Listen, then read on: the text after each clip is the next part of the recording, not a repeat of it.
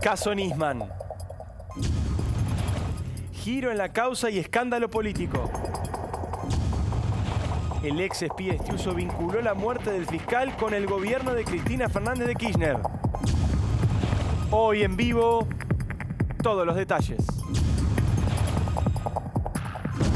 Último momento. Alerta dengue. 15.000 casos confirmados en el país. Así lo anunció el ministro de Salud. Y advirtieron que la epidemia aún no llegó a su pico. Raquel Mancini sufrió 3 desmayos y fue internada de urgencia. Cirugías plásticas, pastillas y dietas peligrosas. ¿Adicción por la figura perfecta? ¿Cuál es el riesgo? En instantes. Rumores de violencia entre Fedeval y Barbie Vélez. Gritos, insultos y agresiones. ¿Cuáles son los límites en una pareja? Todo esto y más en instantes en el Diario de Mariana.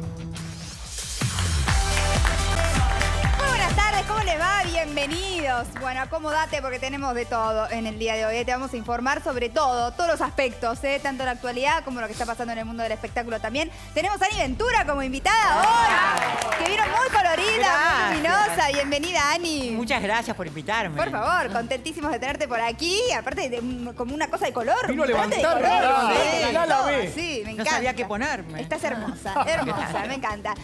Bueno, vamos a empezar hablando un poquito del tema de Nisman, que es un verdadero escándalo en lo que se ha convertido la causa. Finalmente se dieron a conocer algunas de las cosas que aparentemente habría declarado el ex espía Estiuso ayer, antes de ayer ya, ¿no? Sí, sería antes de ayer. Vinculó al ex gobierno directamente con la muerte de Nisman. Dijo, Nisman fue asesinado, dio nombres. Todo esto lo sabemos también a partir de las declaraciones del abogado de la querella, ¿no es cierto?, el doctor Casal, que dio algunos detalles de lo que había declarado Estiuso. Es un verdadero escándalo. Es impresionante, Mariana, porque nosotros ayer hablábamos simplemente en base a las consecuencias que había tenido el testimonio de Estiuso. Acordate que al principio del programa decíamos, bueno, habló Estiuso durante 16 horas, no sabemos bien qué dijo, había secreto de sumario, hay secreto de sumario todavía, ahí hay también algo raro. Bueno, evidente no tanto, ¿no? Para que el doctor haya dado algunas especificaciones. Hay un resquicio interesante que, por suerte para nosotros, el público en general y los periodistas, existe, que es, bueno, el secreto sumario lo dictó la jueza Fabiana Palmagini, que se acaba de declarar incompetente. Claro, entonces el secreto sumario dictado por la jueza está ahí medio en el aire. Por suerte el doctor Casal habló y confirmó un montón de cosas. Digo, solamente con las consecuencias de la palabra de Estiuso, ayer había una situación y una expectativa impresionante porque había generado consecuencias inéditas en la causa. El apartamento de la jueza o el autoapartamento de la jueza, la denuncia contra el fiscal Fein y demás. Después se supo el contenido, que era todavía más explosivo, porque como decís vos, dio nombres y vinculó directamente el asesinato de Nisman, eso es lo que están diciendo, exacto, con el gobierno de Cristina Kirchner. Habló de Bernie también. Bueno, vamos a ver el informe y enseguida tenemos especialistas en el tema. Daniel Santoro, aquí periodista de Clarín con nosotros. Bienvenido, Daniel. Y Claudio Saboya, periodista también de Clarín. Ambos han escrito sobre este tema, así que tenemos mucha información para darte después de este informe. Dale. A Nisman lo mataron por el trabajo que estaba realizando. La orden la dio un grupo relacionado con el gobierno de Cristina Fernández de Kirchner. Quisieron simular un suicidio y lo hicieron mal. Los que tenían que custodiar a Alberto no lo hicieron. Estas frases dichas por el agente Jaime Estiuso en el marco de su declaración ante la jueza Palmagini provocaron un verdadero terremoto político y judicial que se perfila como el escándalo institucional más grave desde el retorno de la democracia. El ex agente de la CIDE aseguró también que la autora de toda esta locura era esa mujer, Cristina Fernández de Kirchner, Carlos Zanini y Aníbal Fernández. Directamente dijo que los interesados en todo esto eran la doctora Fernández de Kirchner y sus allegados más cercanos. Aclaró específicamente el nombre de la presidenta, de Zanini y de Aníbal Fernández. Dijo, la muerte se produjo a causa de que Nisman no había hecho caso de las directivas de la presidencia de no continuar investigando en el atentado de la causa AMIA la pista iraní. ¿Da algún detalle, alguna circunstancia de cómo Cristina Kirchner o el entorno de ella ordenan esa muerte? No. ¿Le preguntó la jueza? No.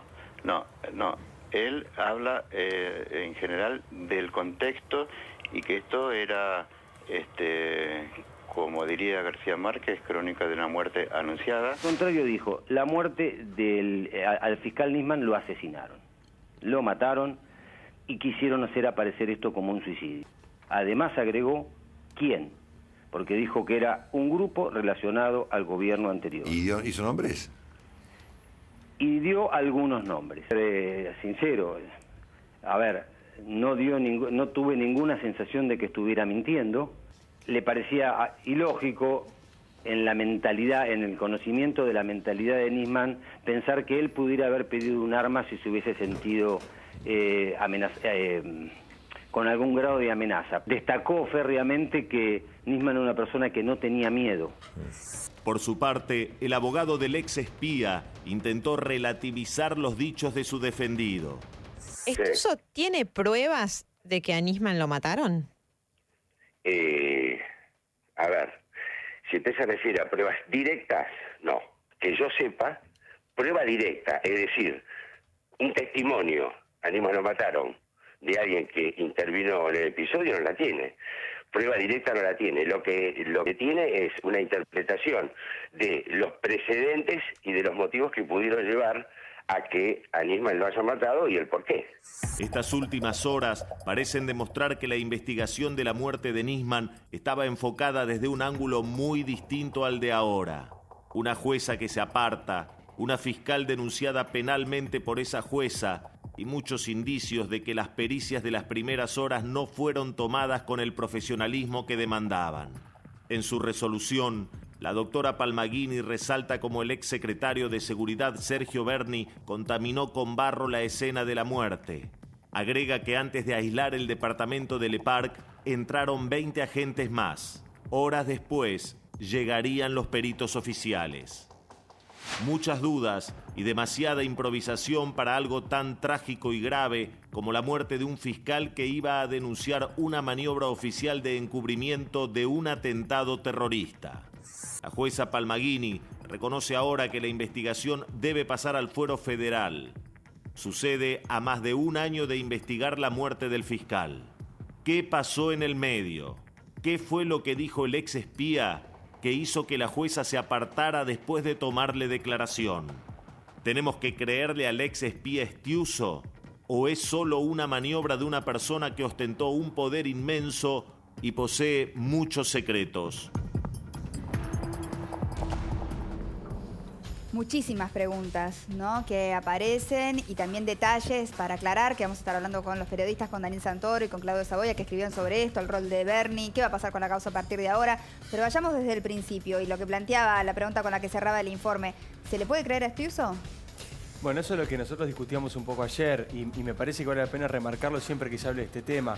Estiuso es uno de los personajes más oscuros y nefastos de la historia argentina. De eso no hay ninguna duda. Es un hombre que trabajó en la Secretaría de Inteligencia, insisto, de la peor manera desde la década del 70 hasta hace algunos meses nada más. En el medio trabajó con todos los gobiernos, extorsionó a todo tipo de personajes, fue aliado inescrupuloso de expresidentes como Néstor Kirchner, hizo todo tipo de tropelías. Es un mentiroso profesional de los más grandes de la historia porque cobraba por mentir. Su rol en la vida era mentir, ser un espía, infiltrarse. En ese punto de vista es como hay que contextualizar al testimonio de Estiuso. Ahora, los testimonios, y los jueces justamente ese es básicamente su trabajo, cuando toman una declaración testimonial, pueden ser contrastados con elementos de la realidad. No es lo mismo si yo digo yo maté a Mariana, que si yo digo yo maté a Mariana y el cuchillo está escondido en la ruta 34 en tal lugar. Digo, cuando uno da información puede apuntalar su testimonio con información Ayer confiable. llenó de nombres, ¿no?, su testimonio. Inclusive nombró a la expresidenta, nombró también a Zanini, nombró a Parrilli, nombró a Aníbal Fernández. Y dijo algo muy importante. Dio origen al conflicto y explicó un poco el comienzo de la denuncia del fiscal Nisman que culminó con la muerte de Nisman. ¿Por qué? Y esto es algo que es cierto porque nos consta a muchos periodistas, porque Nisman lo había advertido ya hace 2 años. Es decir, 2 años antes de hacer la denuncia contra la presidenta. ¿Qué fue lo que dijo ayer Estiuso? Y que, insisto, coincide con cosas que ya había dicho Nisman hace 2 años. Que cuando murió Néstor Carlos Kirchner, el expresidente, él recibió órdenes directas de la presidenta a través de otros agentes de inteligencia de que debía dejar de investigarse la pista iraní en el atentado de la AMIA. Dejar de investigarse la pista iraní. Cosa que Estiuso dice, no dejamos de hacer, ¿no? Él se incluye con claro, que como haber desobedecido también esa orden. ¿Y qué hicieron? Desobedecimos. ¿Por qué habla en plural? Justamente porque cuando, ayer lo decía muy bien Martín, cuando se conforma la Unidad Especial de Investigación AMIA, que la Fiscalía Especial de Investigación AMIA, que comandaba el fiscal Nisman, la conforma Néstor Kirchner junto al ex espía Estiuso. Y eligen ambos al fiscal Nisman para que investigue. ¿Y por qué pediría la presidenta que se deje de investigar? Eso es lo que explica Nisman en su denuncia. Nisman considera que hubo producto de la intención de mejorar las relaciones internacionales con Irán para tener mejores niveles de intercambio de petróleo, etcétera. Dice que hubo un cambio geopolítico, así lo denuncia Nisman, y que eso generó que la pista iraní, que era, según entendía el fiscal Nisman, y en un momento el gobierno, y también el propio Estiuso, lo sabemos ahora, la pista más fuerte, la más sólida, la pista iraní. ¿Qué es lo que dice Nisman? En algún momento cambió la política argentina, nos volvimos aliados de Irán, entonces la presidenta me pidió que dejara de investigar a Irán. Yo no lo quise hacer y por lo tanto la denuncié. En la declaración de Estiuso, lo que se trasluce, lo que dice Estiuso, lo que cuenta Estiuso, es que es después de la muerte de Néstor, que Cristina levanta el teléfono y dice, basta, terminemos con la pista iraní. Que tiene que ver con la alianza con Hugo Chávez, ¿no? Venezuela. Sí, Daniel Santoro quiere aportar algo, por favor. Esto es muy grave porque Estiuso, como director de inteligencia, era el auxiliar de la justicia.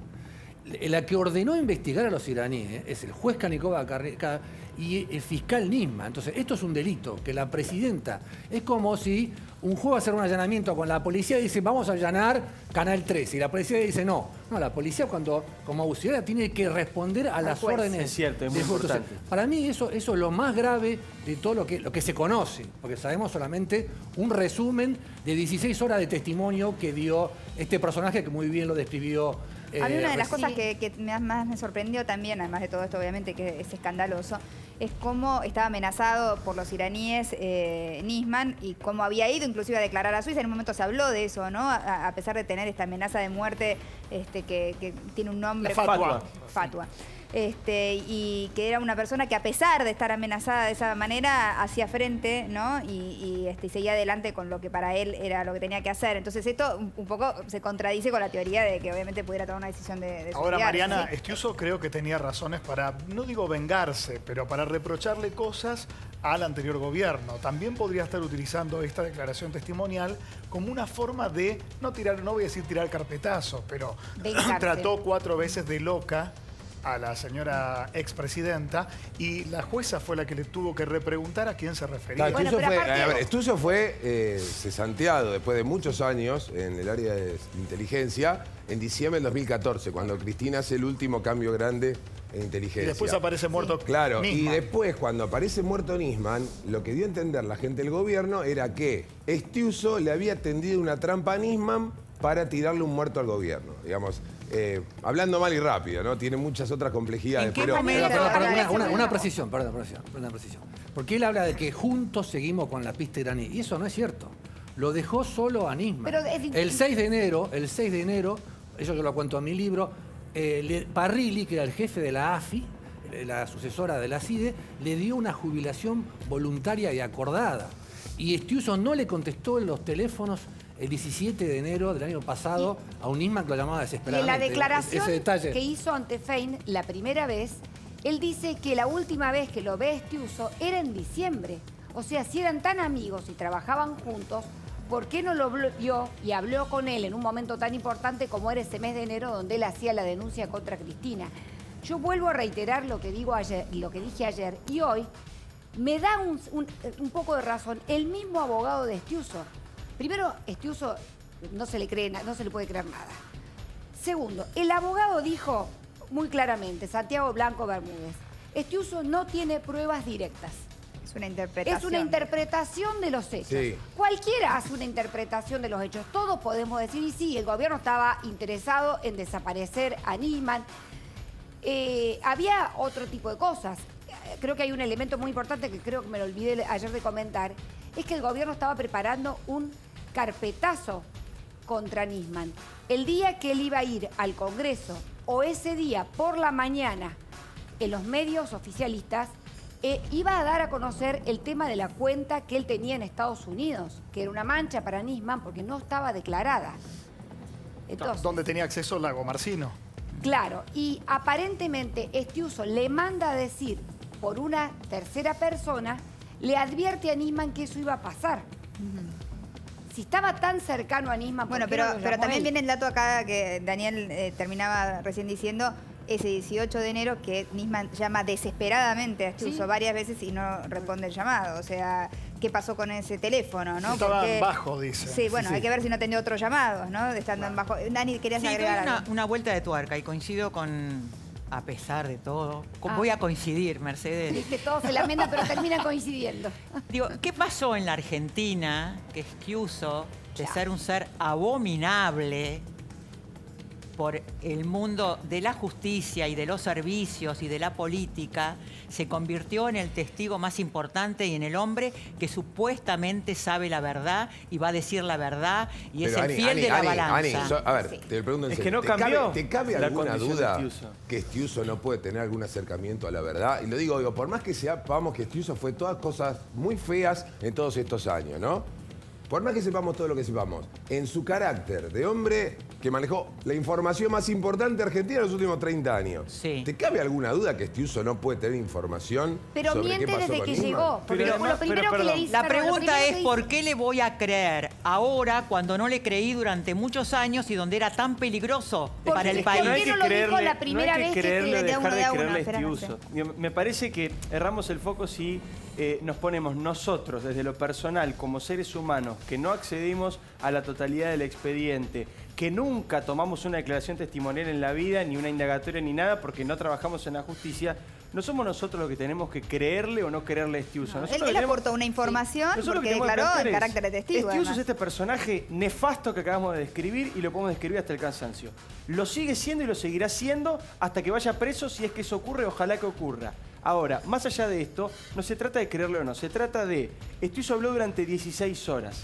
Aportó lugares, cifras, datos, nombres, algunas cosas con más precisión, otras con menor precisión. Dijo que se sentía más libre hablando ahora que antes por toda esta cuestión, ¿no es La cierto? justicia lo que tiene que hacer es agarrar ese testimonio, el juez que sea, si es que sigue siendo Fabiana Palmagini o un juez federal, y empezar a ver qué es verdad y qué es mentira, chequeando esa información con hechos fácticos. Pero lo que mintió Estiuso fue la primera frase, cuando se sienta y dice, yo le dije a Fein la primera vez que a Nisman lo habían matado y esa parte me la sacaron.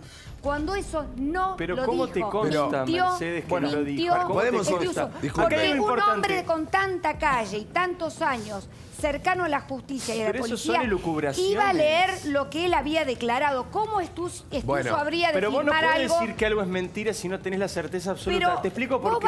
Una señora de Florencio Varela le roban la cartera, va a declarar a la comisaría y lo primero que pide es lee antes de firmar su declaración. Estiuso no iba a leer su declaración, no le creo. Pero no le creo que Mercedes, no la leyó. Esto entra en terreno de la hipótesis, lo que vos estás planteando. Pero suponete, la leyó, vio que no lo habían colocado y a propósito no dijo nada porque quería esperar para decirlo más tarde. También poder especulado. ¿Pero qué quiere decir con esto? Una cosa, simplemente un comentario que me parece importante. El 17 de febrero del año pasado, Mercedes le tomó declaración solamente la fiscal subsecretario de Estiuso? ¿Por qué no permitió Fein que los abogados de las querellas, que los abogados de la comarca estuvieran presentes en el acto más importante unos días después de la muerte? Eso fue un error grave de parte de la fiscal. Porque ahora lo que queda es confrontar testimonio, como hacer un careo entre los dos.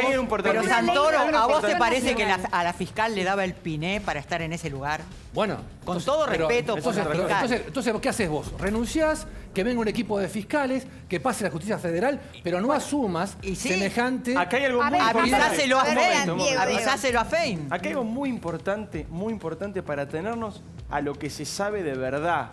Porque hay cosas que se saben y cosas que no se saben. cada uno puede pensar si es mentira o es verdad, pero depende cada uno puede tener una postura arbitrio de cada personal. uno. Mercedes tiene su postura con respecto porque tuvo más acceso, estuvo más cercana a la fiscal Fein y defiende la postura de Cuando Fein. Estiuso declaró por primera vez, no había nadie en esa declaración. Estaba la fiscal Fein, su secretario Chirichelo, Estiuso y el abogado de Estiuso y nadie más. Por lo tanto, si es verdad o es mentira, lo saben esas 4 personas y nadie más. Ni el abogado de Arroyo Salgado, ni Ninzi, ni Diego Leuco, ni nadie lo sabe. O sea, lo que pasó ahí lo saben 4 personas. Sí. Eso es importante marcarlo. Ahora, ¿qué fue lo que dijo hoy el abogado Casal? Que es el abogado de las hijas de Nisman. ¿Hay otra persona en este expediente que ya denunció que la fiscal Fein no tomó la declaración como era correspondiente y que quiso ocultar declaraciones? Sí. ¿Quién dijo esto? Soledad Castro.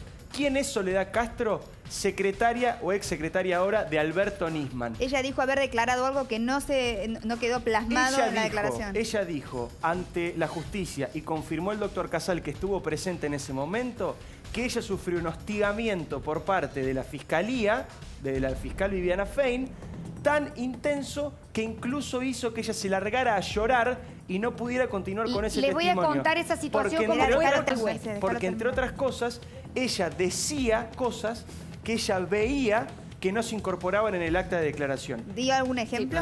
Soledad Castro sigue siendo la secretaria letrada de la Unidad Especial AMIA y ella tuvo 2 declaraciones testimoniales y Fein se retrasaba meses en ampliarla. Porque ¿qué quería hacer Soledad Castro? Es incorporar el contexto de la muerte de Nisman, que es la denuncia por encubrimiento. Cuando ella empezaba a hablar de la denuncia de encubrimiento contra Cristina Kirchner, ahí la cortaban. Ese fue el momento de tensión. No fue así. Yo lo que tengo entendido está por escrito. Bueno, yo lo que tengo entendido, yo también lo vi. Lo que tengo entendido que sucedió no pueden haber visto lo mismo y haber leído cosas distintas. Perdón, Soledad la primera vez que va a declarar, que yo estuve ese día, declara libremente. En ese momento Arroyo Salgado tenía un defensor oficial, un hombre muy correcto. No tuvo ningún problema, fue larguísima la declaración, estuvimos todos los medios en la puerta, no hubo ningún problema. La segunda vez que va a declarar, ya Arroyo Salgado tenía estos abogados que reconozcamos que son excelentes. Cuando va a declarar la segunda vez, Soledad Castro empieza a hablar y a hablar de la unidad AMIA, de la historia, de qué hacía la unidad AMIA, todo eso que ya sale en internet, que no hacía falta que lo declarara. Lo que Fein y Bernardo Chirichela le pedían que diera más precisiones sobre el tema de por qué pensaba ella que lo habían matado, que le diera detalles. Más allá no los daba. Está bien, yo entiendo tu defensa y estamos quiero... enredándonos todo. Claro, o sea, quiero aclarar que esto es una opinión personal de Mercedes todo y hay lo que yo gente digo que opina personal, distinto. no soy bolsera de nadie. Todo bueno, lo que pasa es que mío. siempre es defendiendo la postura de la fiscal Fein. Porque es una persona decente. Pero puede serlo, pero lo que yo digo, también se pudo haber equivocado, a pesar de ser decente. Capaz que pudo haber hecho algo mal. Ahora, aparte de la cosa, Soledad Castro denuncia que el proyecto de ir al Consejo de Seguridad de Naciones Unidas para denunciar a los iraníes que estaba en la caja fuerte, que ella no la llevó al fiscal Rafecas. Es una cosa gravísima que está en el expediente. Al juez Rafecas. O sea, fue realmente la segunda audiencia, fue realmente una audiencia con mucha atención. Soledad Castro tenía un teléfono con el cual hablaba con Nisman todos los días durante sus vacaciones en Europa, porque Nisman estaba preocupado de que la Procuradora General de la Nación, la jefa de Fein, iba a intervenir la Fiscalía AMIA, lo iba a desplazar del cargo. Claro, esa era supuestamente la preocupación. Claro, entonces ese era el contexto en que Soledad Castro declaró y la situación de tensión que se vivió, que quedó en un acta que mandó, vos recordarás, Mercedes, el doctor Lanuse, el defensor de la madre de Nisman, lo dejó en un acta dentro del expediente, ¿no? Claudio, te quiero preguntar, escribiste sobre esto, ¿qué va a pasar con la causa, digamos? Ahora, si nadie apela, que digamos, ¿quiénes podrían apelar? ¿Lagomarsino podría apelar? Lagomarsino, podría apelar Fein y Chirichela, que fueron las otras dos personas. Fein ya les digo que no va a apelar, eso hoy a la mañana también lo tenemos confirmado. Y medio como que sería raro que apele, Lagomarsino no sabe bien a dónde está parado, se le empezó a cambiar, él estaba en un statu quo bastante seguro porque Fein no avanzaba, por lo menos no avanzaba contra él. Él tenía como imputado por un tema menor acceso a toda la causa, algo bastante cuestionable también, porque podía saber qué pruebas estaban juntando, testimonios que podían involucrarlo desde una posición cómoda. Ahora esto empezó a cambiar. Si la hipótesis del homicidio va creciendo, de hecho es el soporte para que la causa pase al fuero federal. Por eso, a él no le el pasaje convendría. va con una hipótesis, esto es importante también. Ya dejamos de hablar de si se suicidó, si no, si suicidio inducido, si lo acepta, digamos, esto termina ocurriendo, la Cámara dice esto queda acá, es porque, uno, la principal sospecha es que Nisman fue asesinado y segundo, por su trabajo como fiscal federal de la Nación. Tengo una primicia respecto a ese tema. ¿Qué puede pasar, me preguntabas vos? Puede pasar que la Cámara Federal asigne, si toma finalmente en sus manos el expediente Nisman, asigne directamente a uno de los jueces que está con causas relacionadas con Nisman. Recordemos que hay una causa del juez Rodríguez, una vieja causa por amenazas contra Nisman. Rodríguez es un tipo absolutamente cercano a Jaime Estiuso. Él dice y que a la no. ex-CIDE. Él diga que lo que quiera. Es amigo de Javier Fernández, del operador perfecto. judicial, pero Bueno, no de Estiuso. Jaime Estiuso y Rodríguez son tipos muy cercanos, no es el único juez para nada, amigo o tipo cercano con una sintonía absoluta con Jaime Estiuso, quien durante su declaración en varias oportunidades habría dicho, recordemos que que el fiscal Nisman era amenazado, porque esto es previo a las amenazas, tratando de que la causa termine ahí. No, y hablando Rodríguez también estuvo muy interesado en tomarla. Ayer por la mañana, sus compañeros en los juzgados, en los tribunales de Comodoro Pi, lo escucharon varios hablando, mira, tenemos que estar listos, porque cuando venga esta causa acá, Y ahí no me va a sería, alcanzar si la le toca a gente. Rodríguez, le tocaría al fiscal Marijuán. Bueno, esa sería una combinación. Otra posible es, recordemos, hay una denuncia por encubrimiento que tiene el fiscal Ollarvide, que no se movió mucho. El juez Ollarvide. Y ahí también es Marijuán el fiscal. Ahí es Marijuán también. Y hay una tercera, ojo, porque no se la habla, pero que hasta podría pedirla a él, que es Canicoba Corral, que es el que investiga las cuentas. Pero ahí lo van Las a sacar. cuentas, etcétera. El tipo puede decir, miren, Pero Caricoba, la persona Caricoba que fue desplazado de esa causa. fue desplazado de la causa, pero esa causa sigue caminando. Sigue caminando. Ahora, lo que creen es que la causa va a ir a sorteo. Si la causa va a sorteo y no se junta con los expedientes anteriores, puede caer en manos de cualquiera de los jueces federales. Digo, desde Bonadío... No, hay 6. Ercolini, De Giorgi, Casanelo, Canicoba, Rodríguez, Ollarvide. Son los 6 que están en el bolillero. Bueno, eso puede ser recurrido, a su vez, digamos. No quiero seguir con un contrapunto que me parece que no tiene sentido, porque esos jueces que están en el bolillero es porque algunos o se excusaron ellos mismos o fueron excusados por alguna de las partes. Si esto cambia, puede volver a ser recurrido y caemos en estos meandros que no terminan nunca. Lo que sí sabemos seguro, creámosle o no a Estiuso, es que el tipo tuvo dos intenciones claras. Fortificar el pasaje de la causa al fuero federal, cosa que logró. Y la segunda es despertar la denuncia de Nisman contra Cristina.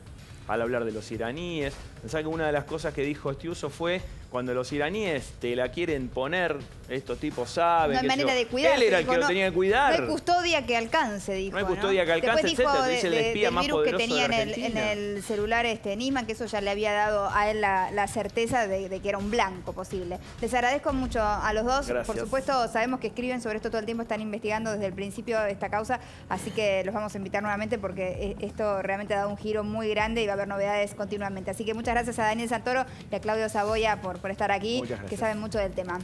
Bueno, vamos a seguir un poquito con la actualidad y vamos a hablar de algo que nos asusta a todos.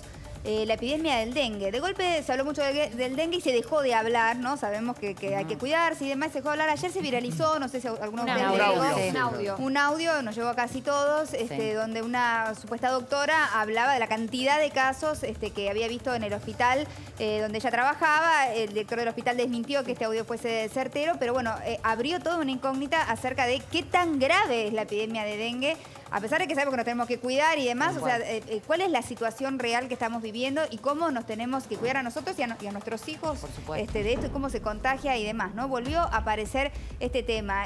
Tenemos como invitado al doctor Raúl Rubinsky, infectólogo, pediatra y miembro fundador del Comité de Infectología. Bienvenido, doctor. Muchísimas gracias por estar aquí con nosotros. Gracias por invitarme.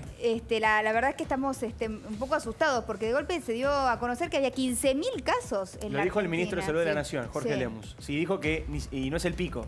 O sea, que todavía no llegó a su pico. A fines de marzo el pico. A fines de marzo. O sea, bueno, obviamente las bajas temperaturas pueden ayudar, ¿no es cierto? Claro. Me imagino a que se empiece a disipar, pero hubo una reunión urgente de las autoridades sanitarias por este tema. Sabemos que se trató en distintos países de Latinoamérica también. O sea, es una epidemia que existe, es algo que pasa. Uno a veces cree que el dengue es algo que le pasa a alguien que viene de Brasil, ¿no? Y digamos, el dengue está acá, está en el patio Vicente López hubo casos, Aquí en Vicente López. En la ciudad de Buenos Aires hay casi 200 casos confirmados y 300 que tienen el primer análisis positivo están tratando de chequear, pero que están en duda de que pueden ser un positivo. Es decir, si la mitad de esos apenas se terminan chequeando, estamos hablando de prácticamente entre 400 y 500 casos solo en la ciudad de Buenos Aires. Esta mañana estuve en el Hospital Castex de San Martín, en la Ruta 8, y ahí la jefa de Medicina Preventiva, que es Amelia Bianchi, Franchi, me contaba que había 35 casos, pero lo peor es que la mayoría son de San Martín. Lo mismo que pasa en Capital Federal, no es que vienen de otro lado, no, de vacaciones. Se habla de brote y se habla de epidemia. No sé cómo diferenciaría usted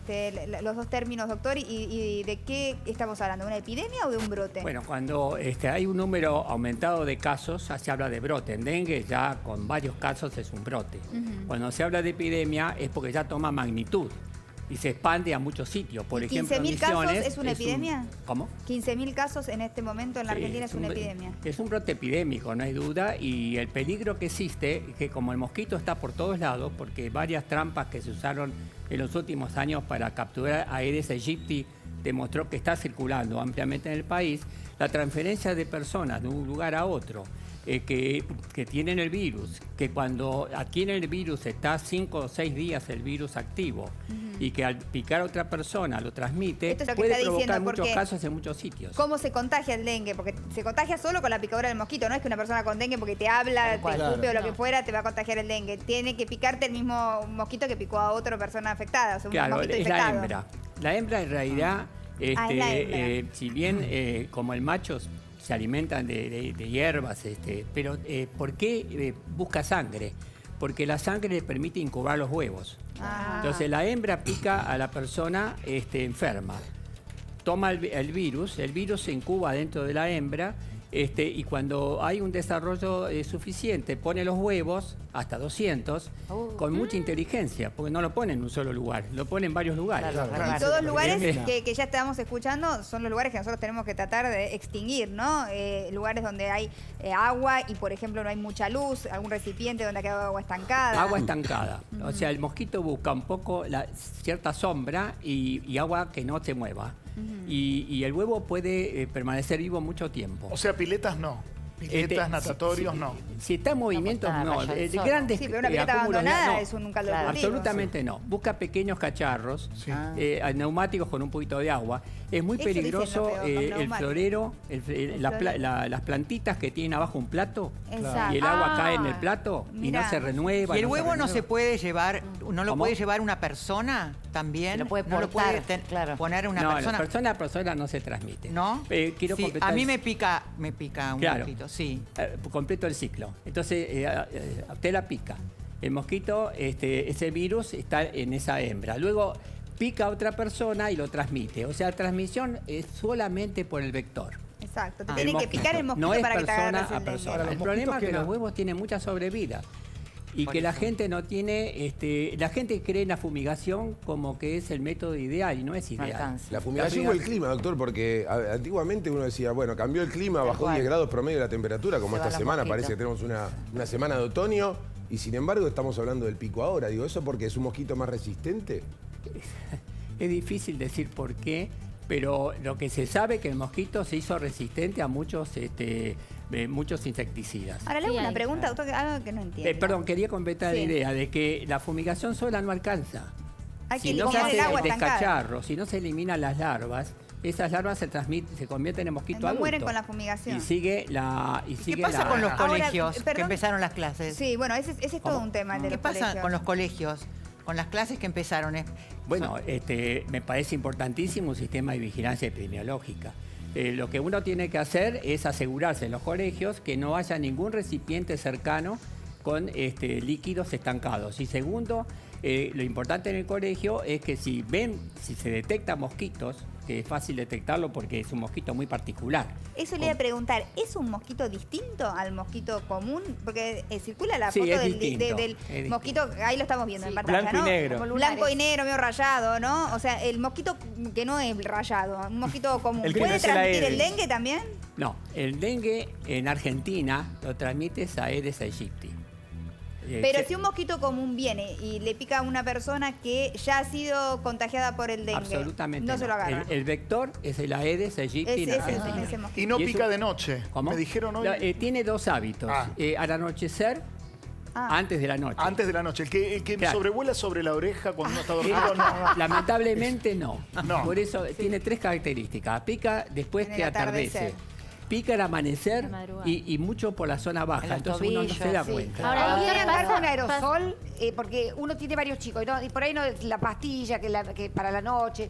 No conviene directamente que los chicos y uno ande todo el día con el aerosol puesto sobre la piel y ya está. Si uno está en zona donde hay mosquitos, el aerosol hay que usarlo, no los bebés, sino chicos más grandes. ¿A partir de qué edad, doctor? Y yo creo que Ya no que antes de los pediatra 6 le meses. pregunto. Está la citronela antes, que puede No, pero ser. hay Citronela, un pero tema no con la sirve para nada. citronela, porque claro, la citronela No sirve dura para una hora y muchas muy veces poco. los mosquitos Mire, lo pican igual con Sí, citronela. es muy importante lo que dices, porque la citronela dura muy poco. Dura poco. El off rojo dura no más de 2 horas y el verde dura 3-4 horas. Ahora, le hago O sea, una combina pregunta. el verde. Bebés mayores de 6 meses, ¿usted sugiere ponerle un insecticida, no, perdón, un Repelente. Repelente.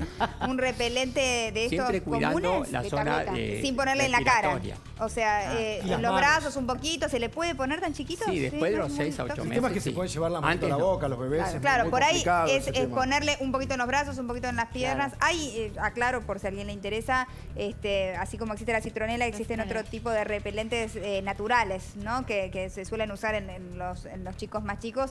Obviamente, no sé, el grado de eficiencia comparado con los No repelentes. está comprobada la eficiencia. Exacto. Citronela sí tiene cierta eficiencia de corta duración. Pero repito que si no logramos evitar que como esa vivienda de Vicente López, esté llena de cacharros y pequeños acúmulos de agua, no vamos a parar esto. Se Ahora, va a convertir en una verdadera doctor, epidemia Es tremendo. generalizada. Realmente, perdón, pero es importante lo que está diciendo el doctor porque depende de todos nosotros. Claro. O sea, obviamente el Estado tiene que participar, ayudar, desinfectar, comunicar, ¿no? Para que la gente se entere, pero es responsabilidad de cada uno de nosotros eliminar los cacharros, eliminar todos los lugares donde pueda haber agua estancada, porque si lo hacemos todos va a ser mucho más fácil eliminar, ¿no? No, y la epidemia. hacia eso iba Marian, porque por ahí uno piensa, ¿no? Cacharros, uno en su casa, bueno, por ahí no tiene cacharros, pero No, las primero que dice de la macetas, maceta, las sí. macetas es algo que todo el mundo tiene en su casa y que muchas veces no nos damos cuenta que ahí abajo queda agua estancada. Digo, Pues mejor que nos demos cuenta, porque Por eso. es un lugar muy común de depósito de huevos y solo que en se los convierten en platos larvas y en mosquitos. o arriba adultos. también de las macetas cuando le queda por ahí un poquito de agua, si llovió o algo. Pero pueden ser pequeños acúmulos. Es un mosquito que busca pequeños acúmulos de agua que no se mueva. Por ejemplo, en un balcón también. ¿Se puede recordar los y cuánto síntomas? crece? Perdón, ¿Cuánto- Mercedes, ¿se pueden recordar los síntomas? Los Bueno, primeros, los iniciales, para porque hablar la de gente síntomas por ahí... tenemos que diferenciar 4 situaciones. Hay 4 tipos de dengue, 1, 2, 3 y 4. Por suerte en la Argentina está circulando el 1, que es el más benigno. 3 y 4 son los que traen dengue hemorrágico. Hay un dengue que es asintomático, igual que la hepatitis A, que la mayoría no tienen ictericia y no se enteran. Es asintomático. Después hay una forma muy común, que es una fiebre que dura un día o dos de 38 grados, un poco de cabeza, dolor detrás de los ojos, molestias musculares, cansancio, que dura poco tiempo y casi no lleva a veces lamentablemente al médico al paciente. Es el dengue común, el dengue simple, que es el que está circulando más. Después está el dengue fiebre o fiebre dengue. ¿Por qué dijo lamentablemente no llega al médico? ¿Tiene consecuencias? Porque si hay no va al gente que médico? tiene un fiebre, 38 grados, le da un poco la cabeza. Claro, es como una gripe, piensa que tengo tiene. una gripe. ¿Pero o dejan un cuadro- alguna consecuencia o es pasajero como O sea, una... ¿tratamiento No, distinto? cuando es el dengue que estoy hablando no trae no. consecuencias. Lo que pasa es que te deja preparado para una segunda Fase. invasión Claro. y ahí puede desencadenarse el dengue hemorrágico. Por eso decía, el dengue que no se diagnostica, que es muchísimo. Por eso cuando uno habla de 15.000, a lo mejor hay que duplicar esto. Claro. Cuando uno tiene 38 grados y pocos síntomas, por ahí pasa y no consulta. ¿Por qué? Claro. Después en dengue fiebre sí, porque la fiebre de dengue es fiebre de 39 y 40 grados, dolor de cabeza, dolor detrás de los ojos, dolores articulares, dolores musculares, sensación de náusea, dolor, molestia abdominal, puede haber una faringitis leve, puede picar la piel y el paciente está pasa muy todo, cansado. está está todo muy tomado. Claro. No, Ese consulta. Ahora, después de la fiebre dura 4 o 5 días, que es el tiempo que dura la transmisión.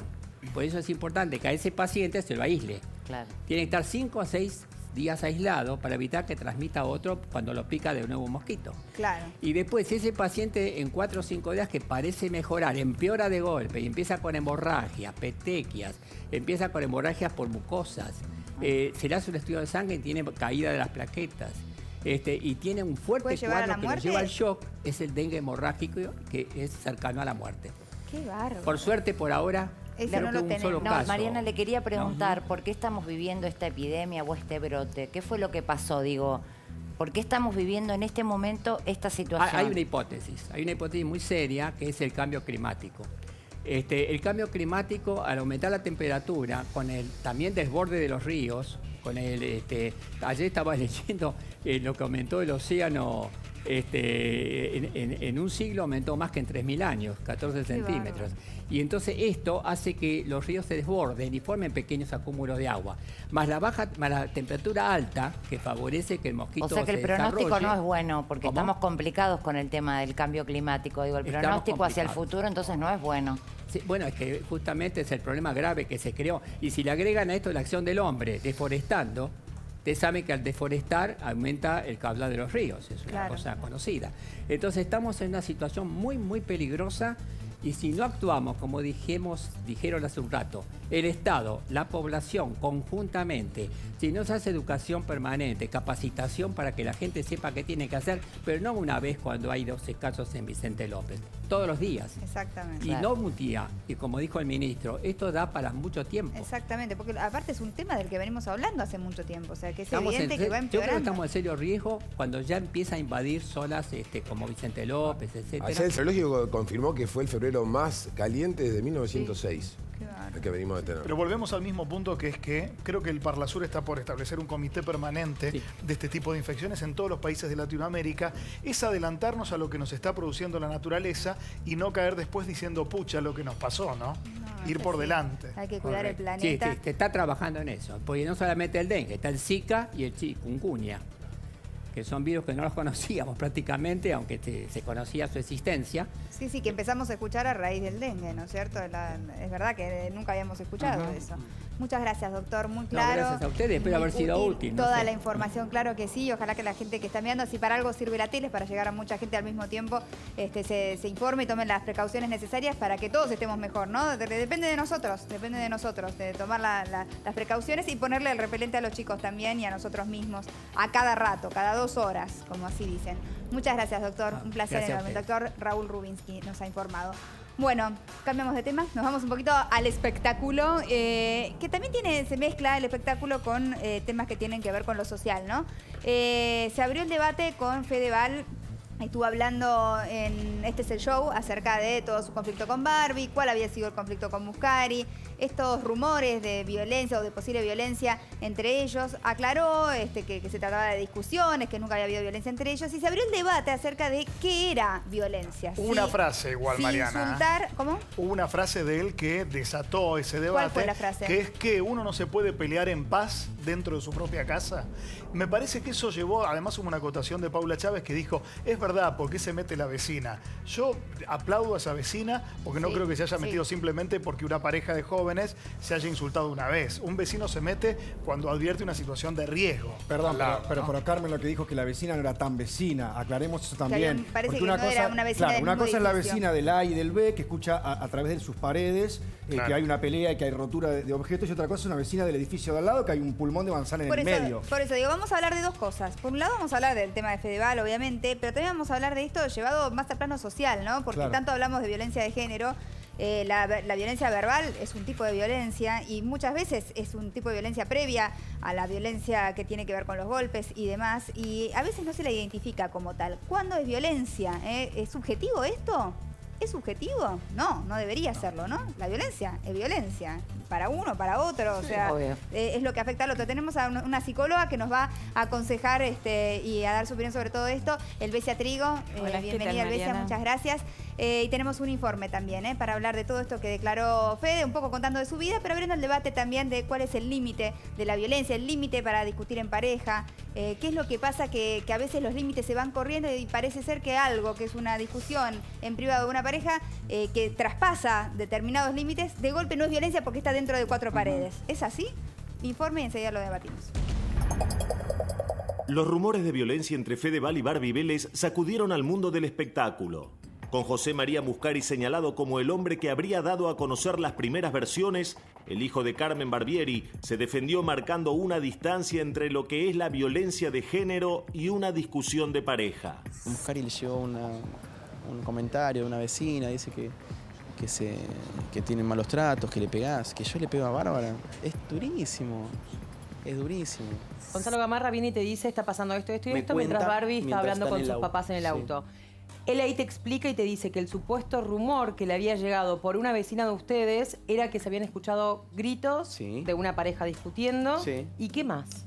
Nada más, claramente que somos nosotros, claramente obvio, nos repeleamos. Pero a ver, todos nos gritamos con nuestra pareja. Tengo 26 años, ya tiene 21. Empezamos a vivir una relación que fue tremenda, que fue tremendamente rápido, intensa, bailando por un sueño en el medio, tapas de revista. Yo no sé, de golpe estoy acá y digo, no sé qué pasa. Bueno. Llego a mi casa, vivo 24 horas con una mujer, no me puedo pelear en paz. Obvio. No puedo gritar si tengo ganas, no puede Obvio. gritar ella si tiene ganas. Pero para, si quiere decirme algo en la cara y si el tono se eleva.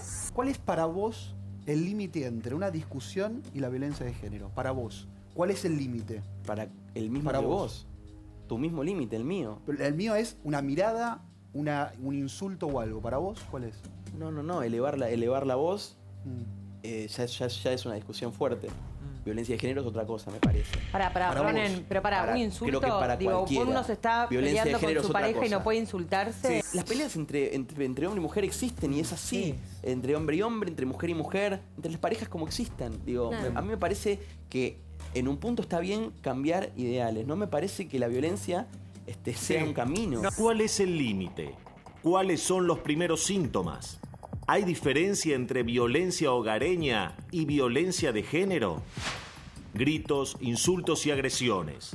Cuando en una pareja comienzan a aparecer las primeras señales de confrontación, se entra a un terreno no deseado y que cualquier persona quisiera evitar. La pasión y el amor se transforman en la excusa de turno para minimizar los primeros episodios violentos. Y luego, la culpa juega un rol más que importante en la víctima. Violencia hogareña. Alzando la voz y despreciando al prójimo sin llegar a la agresión física. ¿Cuál es la diferencia? ¿Cuál es el límite? ¿Cuál es la diferencia? ¿Cuál es el límite? ¿Qué es la violencia? Yo preguntaría primero, ¿no? ¿A qué llamamos violencia? Y le pregunto a nuestra psicóloga, a Helvecia, a ver si nos puede dar una definición de cuándo algo es violento. Es cuando afecta al otro, de alguna manera, ¿o no? La violencia tiene que ver con una descarga. Es una descarga así impulsiva, es una descarga abrupta. ¿No es cierto? Eso tiene que ver con la violencia. Lo que pasa es que cuando hablamos de la violencia respecto de las palabras, por ejemplo, una de las cosas que yo más trabajo con los adolescentes, porque esto pasa mucho con los adolescentes, que se dejan insultar por el novio y creen que el insulto no es nada, que es una cosa pasajera. Es algo de lo que decía antes tú. Ani. Me parece que lo que hay que definir muy bien es cómo la mujer tiene que aprender a ser tratada, ¿no? Porque si la mujer acepta que el tono de voz no importa, está muy equivocada. Y al revés también, ¿no? Porque digamos, también existe al revés. Démoslo vuelta también, está bien. Tanto puede ser con el hombre, que tenga en ese momento una mujer muy violenta y que lo maltrate. Digo, porque hay distintas formas de violencia, porque está el violento que no grita, está el violento que de una manera muy pausada y en un tono muy amable genera violencia en el otro, porque la violencia genera violencia. Esa es una violencia psicológica a través de los dichos que se van diciendo, que es la humillación. También humillar al otro, destratarlo, descalificarlo, eso también es un tipo de violencia. Que no va a escuchar la vecina, que no va a denunciar la vecina, pero que quizás después escucha la respuesta violenta, porque como la violencia genera violencia, obviamente el violento hace que la otra persona reaccione, claro, entonces pero se genera está muy ahí bien algo lo que estás patológico. planteando, porque habría entonces, vamos a definir dos tipos de violencia, lo que sería la violencia a través de la descarga, a través del tono de voz, y la violencia que es como más sutil, entre comillas, que es a través de la descalificación del otro. Son Pero, dos tipos de violencia en distintas. cuestiones de género, permitidme, digamos, meter una pastillita que tiene que ver con la simetría de fuerzas económicas, físicas y culturales de un hombre y una mujer. Sí. Puede haber una mujer quemacoco y puede haber un hombre que de pronto es más impulsivo. Sí. Pero hay un parámetro lógico para ambos casos y que habitualmente y en mayor porcentaje lo ejerce el hombre contra la mujer. Sí. Por la razón que sea, y más allá del tamaño físico que pueda tener un hombre, puede ser un tipo menudo como Fedeval, que no es el caso, ya lo han aclarado, por eso me corro del caso de él, o una persona más fuerte. Digo, sí. ¿Lo más común es el hombre contra la mujer?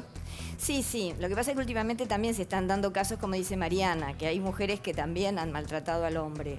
Pero sí es cierto esto de la diferencia. Pero yo me refiero no solamente para condenar, digamos, a ver cuál de los dos es el violento. Digo que a veces se genera la patología Una en la dinámica. pareja, que un Sí. violento hace que el otro también de golpe sea violento, porque se contesta vinculan. con violencia a la violencia cual. y entonces se transforma una relación en algo patológico, que yo creo que es a lo que se refería, me parece, el caso de Fedeval y Barrio cuando todos hablaban de la violencia entre ellos, como que tenían una manera de discutir que no estaba buena, o que iba más allá de los parámetros, como decís. Claro. Y ahí se plantea el debate. Bueno, ¿cuál es el límite? ¿Eso es subjetivo? ¿Depende de cada pareja? O sea, a mí no me molesta que me digas tarada. Bueno, para mí es violencia que me digas tarada. No sé, digo. No, es que no es así. El límite es justamente cuando alguien levanta el tono, cuando alguien al otro lo insulta. Ese es el límite. Lo que pasa es que no estamos acostumbrados a pensarlo en estos términos. Claro. Estamos más bien acostumbrados a dejarlo pasar, porque como dice muy bien Ani, las mujeres tienden siempre a tapar al hombre. ¿Por qué? Por no perder su cariño, por el que dirán, por la culpa. Por Hay negar. algo en la mujer siempre que siente que es algo habré hecho para merecer ese destrato. Por la vergüenza social. Yo pienso en Barbie, a lo mejor no fue a hacer la denuncia en el caso que hubiera existido. Pero ellos el hecho. desmintieron, claro. Ellos desmintieron que Tiene existiera esto entre porque ellos. se iba a enterar todo el mundo. Lo que pasa es que, a ver, a mí me parece que es importante plantearle a la sociedad que hay que empezar a cambiar el modo que tenemos de tratarnos. Estoy Sobre absolutamente todo de acuerdo. los hombres Sí. con las mujeres y, también lo las que mujeres con dijiste los antes, hombres. y en la educación de nuestros hijos, mencionaste hablaste de las palabras, del valor de la palabra, que creo que es algo que nosotros le tenemos que inculcar a nuestros chicos desde chicos, porque a veces los chicos, no sé, en 5 años, mi hija tiene 5 años, pero dice algo, pará, lo que estás diciendo tiene una consecuencia en el otro, genera un efecto en el otro. Uno le puede a los chicos desde chicos enseñar que lo que dice uno genera una reacción en el otro, algo bueno, algo malo, el valor de la palabra, ¿no es cierto? No es lo mismo. Es el valor de la palabra y el valor del respeto por el otro, que me parece que nuestra sociedad, y no sé a nivel mundial, habría que estudiar, conozco más América Latina, a veces se ha perdido esta cuestión de cuidar al otro en lo que digo, cómo lo digo. ¿Y en qué momento también lo digo? Claro, porque a veces dicen, bueno, en medio de una discusión se pueden decir cosas que se dicen en la discusión y después hay que olvidarse. ¿Cómo haces para no escuchar lo que escuchas? A ver, vamos a tomar ese tema que tiene que ver con el tiempo. Una cosa es un acto de violencia, de gritos a lo largo del tiempo. Acá lo podemos comparar con el bullying. A lo largo del tiempo uno toma una víctima y la va siguiendo para humillarla, ¿verdad? A lo largo del tiempo. Una cosa es algo pasajero que de pronto alguien pueda decir, bueno, te mando allá, y es un momento y uno conoce a la pareja. Y otra cosa que vos trajiste es por qué se juntan dos patologías. No voy a hablar de este caso porque no lo conozco, pero voy a hablar... ¿Es casual que una mujer se cruce con un violento? No es casual. Y voy a explicar por qué. En general, los psicoanalistas trabajamos desde el inconsciente. Eso significa que hay algo, hay agujeros que nosotros tenemos que de alguna manera lo pescamos en el otro. Y de alguna manera ahí nos enganchamos. Pero en el caso de la violencia, fundamentalmente, son las mujeres más desvalidas, más abandónicas, más frágiles, más vulnerables. Y no pensemos en el caso del gigoló, que también ahí podemos pensar. Bueno, igual el caso de Barbie Vélez, yo creo que es una de las chicas más, por la corta edad que tiene, más fuertes y más bien plantadas en esta tierra. Pero perdón, perdón, tomando lo que dice No la es lo que doctora, se ve su hacia mamá afuera. sufrió violencia de género, lo dijo públicamente en reiteradas oportunidades. Y yo pregunto si esa carga que tenía Nazarena, por ponerlo, ¿no?, que estamos hablando un poco de eso, fue transmitida inconscientemente a su hija en caso de haber sido gritada por Fedeval, vamos a decir. Totalmente, es así. Mira, discúlpenme, pero voy a decir algo muy chiquito. En las cadenas de abuso me acaba de llegar un caso que venimos desde la abuela, la madre y la hija, las 3 generaciones abusadas. En el caso de la violencia es exactamente lo mismo. O sea, hay generaciones de personas que tienen una manera de comunicarse violenta. Eso es lo que importa. Es una persona que no tiene el control de sus impulsos. Entrar en la sociedad, ¿qué implica? Hacer una renuncia justamente a la descarga impulsiva. Uno tiene que mediatizar a través de otra cosa. Yo había pensado, si me permiten, una pequeña dramatización. Supongamos que acá, en este momento, algo me molestara a mí. Entonces yo hiciera...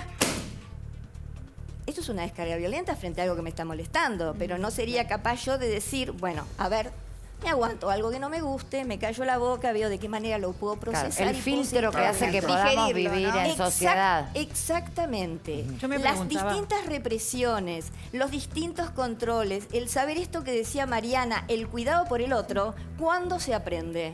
Se aprende desde que uno es chiquitito. Claro, porque es una reacción de niño. Por eso dicen muchas veces Esta es una reacción de niño. Algo no me gustó, lo descargo a piso y me olvido que, de alguna manera, que no lo pude yo controlar. Igual lo que van a pensar ustedes de mí si llego a hacer una cosa así.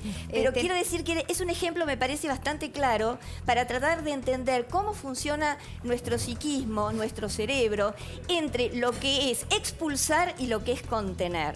Contener implica también lo madurativo, porque es decir, en qué momento, de qué manera yo puedo decir algo que me molesta y cómo lo proceso para decirlo de la mejor manera. A veces te lo contenés y cuando sale peor, ¿no? Porque lo venís macullando.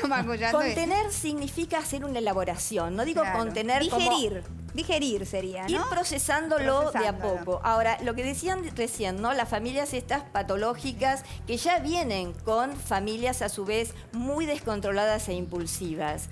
Si una mamá ha sido golpeada, es muy probable que el germen esté en el nivel inconsciente. Es verdad lo que dicen en ese caso, que en un seno de una familia violenta, si nace una mujer tiene muchas posibilidades de ser víctima de violencia y si nace un varón tiene muchas posibilidades de ser un hombre violento. Sí, porque el modelo, empecemos a aprender lo que son los modelos que uno le enseña a los hijos. Todo va a depender también del modelo que esa familia tiene. Si es una familia que para resolver algo se agarra a las piñas, como uno lo ve muchas veces, evidentemente que el modelo que va a tomar ese niño no es el modelo de vamos a esperar, vamos a comprender, vamos a ver de qué se trata, pero además hacer ese laburo es un laburo psíquico que demanda, piensen en ustedes, las veces que han tenido ganas de mandar a alguien al demonio y han dicho no, vamos a esperar, o lo han hecho y no les ha ido del todo bien. Entonces, se van aprendiendo determinados modelos a lo largo de la familia que tiene que ver, que uno, claro, le va transmitiendo al hijo. Es muy distinto una madre que está con un niño que de pronto el niño está haciendo algo y viene y le grita y le pega, a una madre que de pronto puede sentarse a explicarle qué es lo que está pasando en ese momento. Entonces las familias también son modelos de lo que van a enseñarle a ese hijo. Y ahí es donde las familias a veces no se hacen responsables de esos modelos que van a transmitir.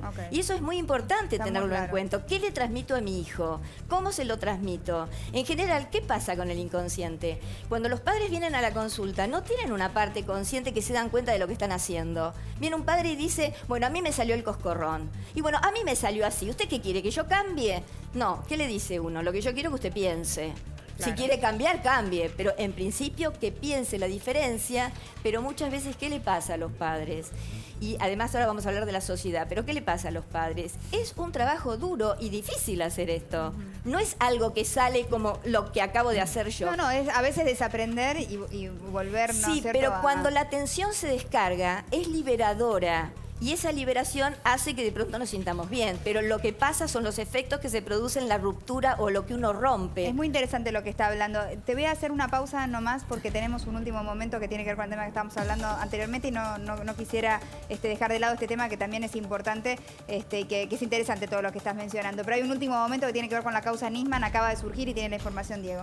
Exactamente, Mariana. Siguen habiendo desprendimientos de todo lo que habló el ex espía Estiuso en la justicia frente a la jueza Fabiana Palmagini. En este caso fue una vez más el doctor Romero Victorica, representante justamente de la querella, había dicho algo en el informe que nosotros pasamos, fue más allá y dijo que Cristina Fernández de Kirchner, la expresidenta de la Nación, podría ser citada en cualquier momento. Esto es un título, por supuesto, muy fuerte. Se lo comentó recién al colega Luis Novarecio.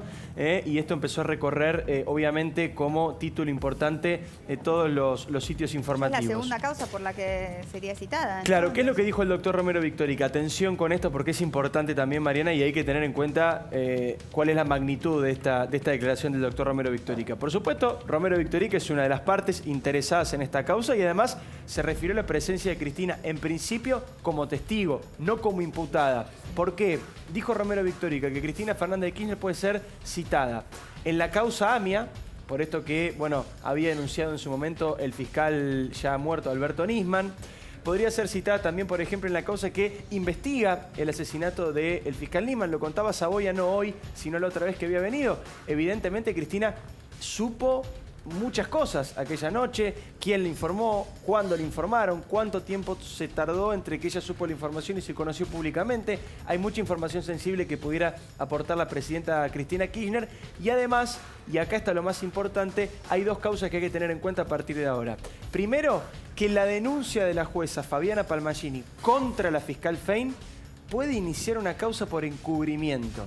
Así como en la justicia hay una causa que investiga quién hizo el atentado de la AMIA y otra causa que investiga quién encubrió el atentado de la AMIA, puede ser que esta denuncia de la jueza genere una causa que investigue el encubrimiento de la muerte de Nisman en paralelo a la causa que investiga quién lo mató. Eso por un lado. Y por otro lado, hoy los abogados de Sandra Arroyo Salgado, que hablaron públicamente, hablo de Victorica y hablo también del doctor Casal, dijeron que ellos creen que si efectivamente la causa pasa finalmente al fuero federal y se comprueba que Nisman fue asesinado producto de su trabajo, puede haber elementos para que la denuncia de Nisman contra Cristina Kirchner, contra Timerman, entre otros, vuelva a tener impulso en la justicia, más allá de que, recordemos, el juez federal, Daniel Rafecas, no quiso hacer lugar a la denuncia a pesar de que no había escuchado ni siquiera los audios Ahora, digo, que había aportado el fiscal. ¿Quién citaría a Cristina en este caso? Tendría que ser el juez federal que le corresponda. El tema es que, primero, la causa tiene que llegar a tribunales federales si el abogado de Lago Marcino, que no sabe qué hacer, yo hoy lo llamé varias veces, todavía no están seguros qué es lo que van a hacer, si van a apelar o no. En el caso que apele, queda en la justicia de instrucción. En el caso que no apele, va al Tribunal Federal. En el Tribunal Federal hay, como les contaba antes, va a sorteo en la Cámara Federal. En estos momentos hay 6 jueces que están con cámara. Los 6 jueces son Ollarvide, Luis Rodríguez, Canicova Corral, Casanelo, Martínez de Giorgi y Ercolini. Puede pasar que le toque a un juez de esos y que se excuse, diga no voy a investigar este tema, porque le corresponde por conexidad a otro juez que tiene ya alguna arista de la causa, como por ejemplo Luis Rodríguez, que tiene el tema de las amenazas a Nisman, o Ollarvide, que tiene el caso de la denuncia por la zona liberada. Ahora, también puede decir el juez federal que le corresponde. En realidad me parece que esto no es federal y volverlo a instrucción. En ese caso la Cámara tendría que resolverlo. La Cámara, del Crimen. La Cámara del Crimen. Ahora viene una maraña judicial, sí, que es como plantea Mercedes, que es muy engorrosa, sinceramente. Digo, la jueza dice no lo quiero, va a la Cámara, la Cámara después reparte, después hay un sorteo. que la querella, o sea, Arroyo Salgado, prefiera? Sí, no lo dicen públicamente, pero todo indica que ellos prefieren que la causa caiga en manos, como decía recién Mercedes, del juez federal Luis Rodríguez. El juez federal Luis Rodríguez, que está investigando una causa junto al fiscal Marijuán por denuncia, por amenazas, por la denuncia que hizo Arroyo Salgado por amenazas. De hecho, Mariana, ¿te acordás cuando se conoció que la tapa de la revista Noticias que había llegado a la casa de Arroyo Salgado tenía un punto negro en la cabeza? Bueno, toda esa información, todos los testimonios, toda la prueba, toda la necesidad que tuvo Arroyo Salgado de descargar ante la justicia todo eso que había ocurrido, pasó en el juzgado del juez Luis Rodríguez. Ahora hay un dato importante de Luis Rodríguez. En realidad le tocó a Luis Rodríguez esa causa porque Luis Rodríguez tenía una causa por amenazas del 2012 y 2013 donde se investigaban, ¿se acuerdan de los leaky mails? Sí. Donde aparecían amenazas que habían sufrido varias personas importantes de la Argentina. Entre esas amenazas había amenazas a Nisman, pero también en la misma causa hay amenazas a Aníbal Fernández, a Scioli, a Arroyo Salgado. Entonces, esa es la causa madre y por eso después a Luis Rodríguez le toca esta segunda causa por la mancha en la revista. Pero ojo, bueno, Luis Rodríguez ahora se va de viaje, se va 3 días de viaje. Hay que ver si justo el sorteo no se va cuando él está de viaje. Hay que ver si él acepta esta causa o dice no. Son 2 temas diferentes. Y la verdad que en Comodoro Pi no se sabe qué va a pasar. Volviendo a Fein, digamos, al encubrimiento, ¿no? que plantea Diego a partir de la información que surge en estas horas. Te quiero preguntar, digo, porque estuviste muy cerca de Fein todo este tiempo, digo, al margen de lo que opinás sobre ella. Cuando hace tiempo ya empezó a correr un off de Fein diciendo, porque si iba a fondo esto era un escándalo. ¿Ella qué dijo de eso? A mí jamás me dijo eso, jamás. Es más, es una mujer que hace 41 años que está en la justicia. De hecho, no va a presentar hoy la jubilación. Ya la tiene acordada hace rato, no la va a presentar ni hoy ni mañana. Probablemente un tiempito la presente.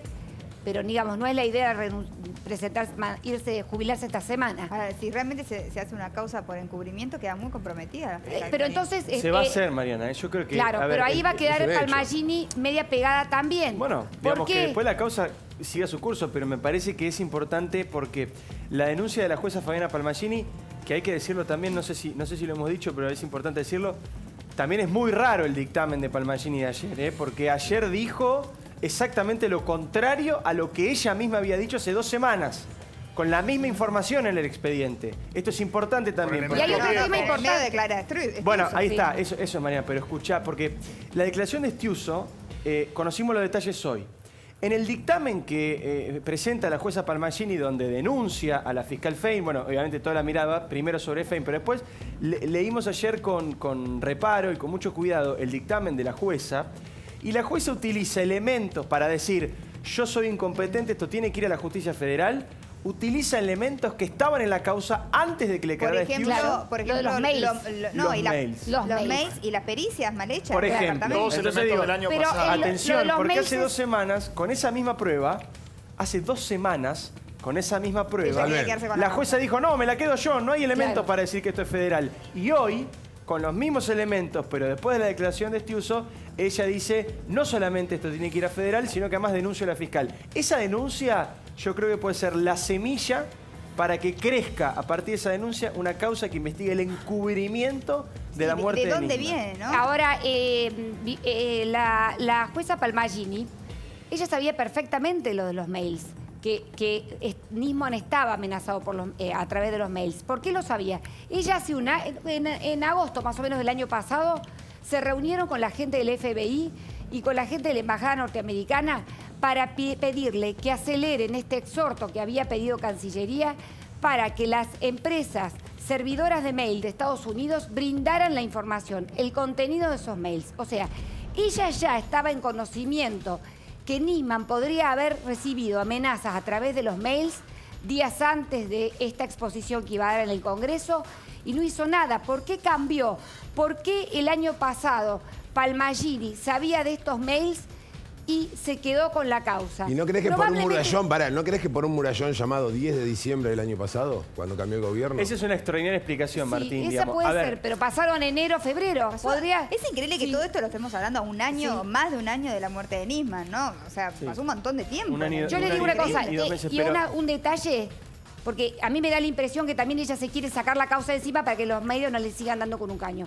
Yo hoy estuve en castellano se lo digo. ¿O es una decisión política de ella misma? Hoy estuve en Comodoro Pi con varios jueces del bolillero, a los que les podría tocar la causa, y estuve con varios fiscales a los que le podría tocar la causa. Todos tocan madera y otras cosas más para que esta causa no les toque. Igual, Mercedes, llama la atención que esta declaración de Estiuso, que iba a ser guardada bajo 7 llaves, también en una medida bastante curiosa de la propia jueza, empiecen a salir textuales a menos de 24 horas. Eso por un lado.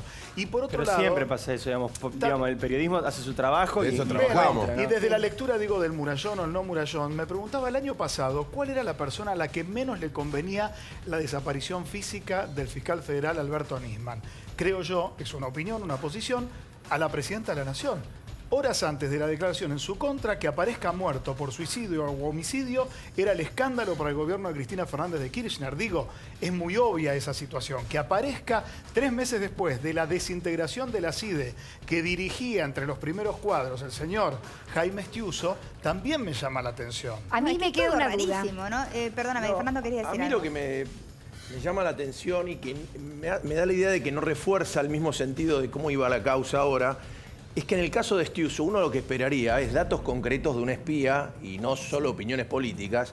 Y yo me gustaría saber qué opina de Lagomarsino, Estiuso, qué dijo de Lagomarsino, porque al decir, si te la juran los iraníes no te podés salvar, pareciera que está limpiando un poco a Lagomarsino. Que pero, el fiscal Sanz, el fiscal... Dijo que le parecía muy dudoso. No tenemos las 15 horas de Estiuso. No tenemos las 15 horas de Estiuso. Bueno, pero es raro que no haya saltado. Evidentemente hubo algo que contó Estiuso, que a Palmagini le tocó algo que no le había tocado. Pero digo, el fiscal Sanz dijo que justamente le parecía mal encarada la causa porque Lagomarsino, que le prestó un arma, que entró a la casa, que estuvo en el lugar del crimen y que podría ser el hombre que en todo caso, si él dicen quiénes estuvo cerca de Nisman en esas horas, bueno, todas las sospechas irían sobre un tipo que además no se sabía si era espía, qué tipo de vínculo tenía con el fiscal. Entonces, Sáenz dice, a ver, ¿cómo puede ser que esto no se investigó más y el hombre ande inclusive participando de la causa y viendo los expedientes? Acá, el tipo de comentario que hace Lagomarsino, que lo que sí sabría Lagomarsino si lo presentó o sabía del vínculo, es saber si puede o no ser el asesino Lagomarsino, que es el que está en condiciones técnicas. Por lo pronto, lo que dijo Estiuso fue que le parecía raro que pidiera un arma para cuidar a sus hijas, le parecía incoherente, ¿no? Datos puntuales sobre la situación de Diego Ángel Lagomarsino, que también es muy... Yo creo que va a ser una de las personas que va a tener que empezar a dar más explicaciones de las que dio hasta ahora en la causa. Me parece que va para ese lado también la investigación. ¿Por qué? Porque hubo otro testimonio del cual no se ha hablado tanto, por supuesto, porque ha tenido menos impacto, porque se trata de una persona que es menos pública, que ha tenido menos pasado en la historia argentina, pero que fue igualmente importante en el desarrollo de la causa, que es el Moro Rodríguez, que es otro espía también de la República Argentina, diferente, inorgánico, de otra manera, pero que fue la persona clave porque presentó a Diego Lagomarsino con Nisman. Esta persona también declaró frente a la jueza Fabiana Palmagini, también aportó información, se desconoce por supuesto con detalle la declaración del Moro Rodríguez. Entonces, ahí hay otra persona que declaró y que tuvo vínculo directo con Lagomarsino y con Nisman. La situación de Lagomarsino es muy complicada, digamos, lo que decía recién Fernando es así. El propio fiscal, Ricardo Sáenz, que hace una semana era lo más explosivo que teníamos y ahora la verdad es que es tan vertiginoso todo que ha cambiado, pero no hay que perder de vista que el fiscal Sáenz definió a la situación de Lagomarsino como la ficción de Lagomarsino. Básicamente por dos temas, porque es muy duro definir a una persona como la ficción de Lagomarsino. ¿Por qué dijo esto? Primero, porque dice el fiscal Sáenz que no hay manera de comprobar la historia de Lagomarsino. Solo lo sabe él. La idea del arma prestada, ¿no? Él dice incluso que eso lo perjudica porque el arma amiga, dice el fiscal Sáenz, así lo dice, el arma amiga es genial para justificar o intentar mostrar un suicidio donde hay un homicidio. Ese es el fiscal. Dice, no hay manera de comprobar la historia de Lagomarsino porque él cuenta algo que solamente puede dar fe de eso el fiscal Nisman, que está muerto. Por otro lado, y aquí ya sí es donde le cabe la responsabilidad directa a la fiscal Fein primero y después también a la jueza Fabiana Palmagini, es el rol que tiene en la causa Diego Lagomarsino. Lagomarsino está imputado por un delito menor, casi que una contravención, que es prestar un arma. Bueno, le puede prestar un arma a alguien, eso es así, pero no es un delito grave en el contexto de la investigación de un homicidio, de un magnicidio. Pero ¿qué prueba tenés vos que Lagomarsino lo haya asesinado? ¿Dónde está la prueba? Yo ninguna, me está cargando. Claro. Pará, llama la atención. No, pará, un momento, déjeme terminar porque si... Claro, pero ¿qué prueba tenés vos? Yo no tengo ninguna prueba de nada. Lo que digo es, el fiscal está diciendo que justamente Lagomarsino está imputado a un delito menor, casi una contravención. Sin embargo, la fiscal y la jueza lo tratan como si fuera un imputado por el homicidio. ¿Por qué? Porque dicen, mirá, Lagomarsino, los abogados que tiene están en las pericias, pone peritos de parte, está en la declaración de Estiuso, digo, tiene un protagonismo en la causa que no tiene relación con la imputación chiquita pero que tiene. Pero la ley se los permite. La ley permite que cuando hay una declaración de un testigo asistan los abogados de la causa. Igual digo, yo pongo las manos en el fuego por Lagomarsino, no mata ni una mosca. No, yo vuelvo a decirlo, Lagomarsino no mata ni una mosca. Ni la misma esposa puso. Guarda con tus manos. Mercedes, la esposa no, tendrá sus razones. Pero eso no tiene valor jurídico. A ver, Lagomarsino no mata una mosca. Es como una opinión muy personal. No es una opinión personal. No hay un solo elemento en la causa que lo involucre en un crimen. Sí lo involucra en haber prestado un arma, pero no en un asesinato. ¿Pero por qué sabemos que se la prestó? Por las propias palabras de Lagomarsino. Digo, una persona que maneja con 2 copas de vino es detenida en este país. Y una persona que le presta supuestamente un arma, un fiscal federal que curiosamente se mata... Pero él está imputado por prestar un arma, no por asesinar. Escuchame un segundito.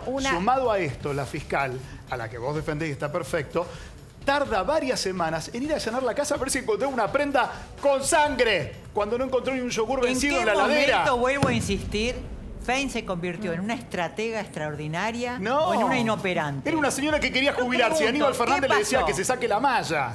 Que de repente forma parte, es una socia de ella se había jubilado, a ella le otorgan la jubilación. Pero ¿cuál es tu teoría, Aníbal, sobre el tema? Yo, que tengo muchas dudas acerca de la justicia argentina, tenía dudas antes de diciembre y tengo dudas ahora. Digo, no es que me aparecieron todas las dudas. Desconfiaba de las dudas cuando lo mataron o se murió o tuvo el episodio Nisman y tengo dudas ahora sobre las interpretaciones. Yo no sé si no hay una tensión política que le conviene o apunta a un resultado diferente. Esto es lo que digo. Tengo dudas de esta justicia. La verdad que si yo tuviera que poner las manos en el fuego por la justicia argentina, no las pongo. Olvídate. Entonces, esta justicia de ahora me provoca las mismas dudas que las del año pasado, chicos. Ani, ¿qué voy a hacer? Es un festival de barro entrecruzado. Lamentable. Y hablando de barro, una de las cosas a las que se refirió la jueza Palmagini, Diego, en el dictamen, fue también lo embarrado que estaba Bernie cuando entró al departamento. Increíble eso también. Estaba todo embarrado. No sé justamente se refiere a un testigo que cuenta que vio a Bernie y que lo vio embarrado, no se sabía de dónde. Después Bernie que venía de la Panamericana. Venía de, claro, tiene su casa, la Panamericana de un corte. De su casa, exactamente. Claro, pero ahí todos se olvidan, Mariana, antes de entrar a un departamento. Ahí la doctora Palmagini hace referencia a esas 20 personas que estuvieron, a todo ese momento que hay un montón de gente. Todo eso pasa antes que estuviera Fein y cuando estaba el juez Manuel de Campo. Pero ¿Qué pasa que a este juez nadie lo menciona? ¿Qué pasa que en esos minutos claves después de la muerte, porque como me decía hoy un fiscal en Comodoro Pi, que seguramente le va a tocar este caso, me decía, si no tenés los primeros 30 minutos del asesinato, no lo descubrís más. Entonces, ¿qué pasa que todos se olvidan de este juez?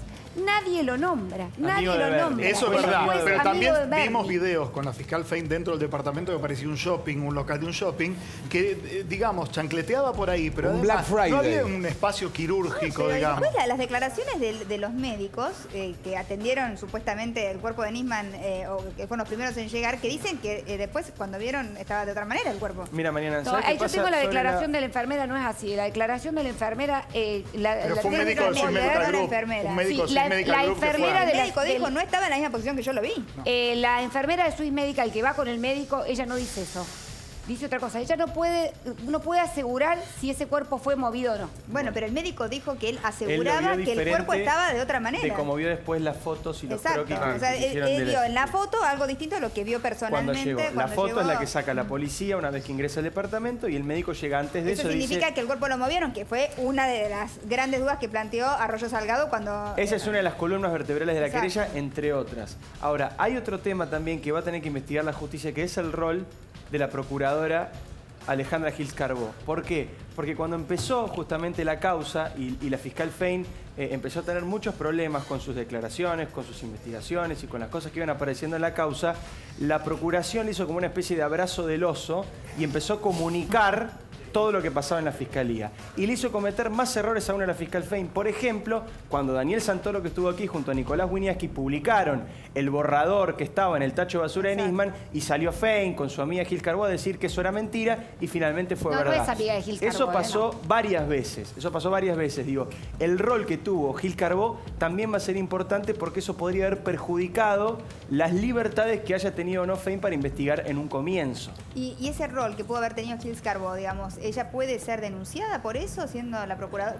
¿Cómo tiene fueros? ¿Cómo es? A ver, sí, por supuesto. Ahora, la procuradora es la jefa de los fiscales, pero ella no puede ordenarle a un fiscal qué hacer o no. Es la jefa orgánica, digo, en la organización. La procuradora general, en este caso de la Nación, tiene, así como el fiscal Sáenz era el jefe de Fein, a nivel, digamos, de esa jurisdicción, la Procuraduría es a nivel nacional. Entonces se hicieron cargos de la Procuración de la Comunicación. ¿Qué es lo que decían algunos en ese momento? Que lo que hicieron fue una especie de cerco informativo para coartarle las libertades de acción a la fiscal. Eso, por supuesto, no está bien. La justicia lo puede investigar. ¿No? Es difícil que lo haga. Es todo muy, muy extraño. Está bien que se plantee la duda, y por algo la jueza también habrá decidido dejar el caso, ¿no es cierto? Digamos también, eso es importante. Lo de la jueza Fabiana Palmagini es raro también, y es cuestionable también. Digamos, no solamente sobre Fein, sino sobre el rol de la jueza Palmagini. Sobre todo un año después. Que ayer, no solamente un año después, que eso ya es grave. Ayer dijo lo contrario a lo que dijo hace 2 semanas, con las mismas pruebas. Claro. Eso también hay que tener. Pero a ver, ¿no tomás, digo, las 15 horas de Estiuso? Digamos que... Pero en el dictamen no lo explica eso. Claro. Ella en el dictamen no dice, Estiuso dijo esto y por lo tanto lo dejó. Ella aporta pruebas que ya estaban. Las mismas que la hacían quedar. La de los mails. Claro. Exactamente. Bueno, vamos a cambiar de tema. Esta era una información de último momento, obviamente no queríamos dejar de darla. Surge todo el tiempo alguna noticia que, bueno, iremos interrumpiendo los temas para mantenerte informado. Estábamos hablando de violencia con la doctora Helvecia. Helvecia, vamos a introducir otro tema que lo vamos a poder relacionar con el tema de la violencia, ¿no? Porque hay distintos tipos de violencia, recién lo estábamos hablando. Y también está la violencia que cada persona ejerce con uno mismo, ¿no? Que también tiene que ver con lo que ha vivido, quizás en su niñez, o la historia que cada uno trae. ¿Por qué me refiero a esto? Raquel Mancini está internada. Se dio a conocer que tenía desmayos, se había desmayado 3 veces, decidieron internarla, después dijeron que aparentemente estaba haciendo una dieta especial. La dieta consistía solamente en comer claras de huevo. Entonces, bueno, dijeron que tenía una anorexia purgativa, que ahora ustedes me podrán aclarar qué significa eso. Surge que esta suerte de dieta se le había dado a alguien que trabajaba con Lotoki. ¿Se acuerdan que ella iba a denunciar a Lotoki por el tema de la operación? Después dijeron que se había vuelto a operar con Lotoki. Bueno, la cuestión es que está muy mal, la familia inclusive está muy preocupada porque aparentemente Raquel no informa a la familia de las cosas que le pasan, ¿no? De lo que hace con su vida. Es una mujer grande, Raquel Mancini, o sea... Es grande, pero todo lo que le conocemos a Raquel es súper vulnerable y es una chica muy sensible. Nosotros la hemos tenido acá hablando y ha pasado cosas difíciles en su vida y no ha sabido resolverlas quizás de la mejor manera y siempre ha tenido una actitud bastante autodestructiva, ¿no? Bueno, y acá se plantean varias preguntas, ¿no? Lo que hablábamos antes, y también hasta dónde ir con el tema de la belleza, hasta dónde luchar contra el paso del tiempo y buscar la perfección. Tenemos un informe, adelante. La exmodelo e ícono sexual de la década del 90, Raquel Mancini, fue internada en las últimas horas en el Sanatorio de la Trinidad luego de haber sufrido una descompensación seguida de 3 desmayos y fuertes dolores en el pecho.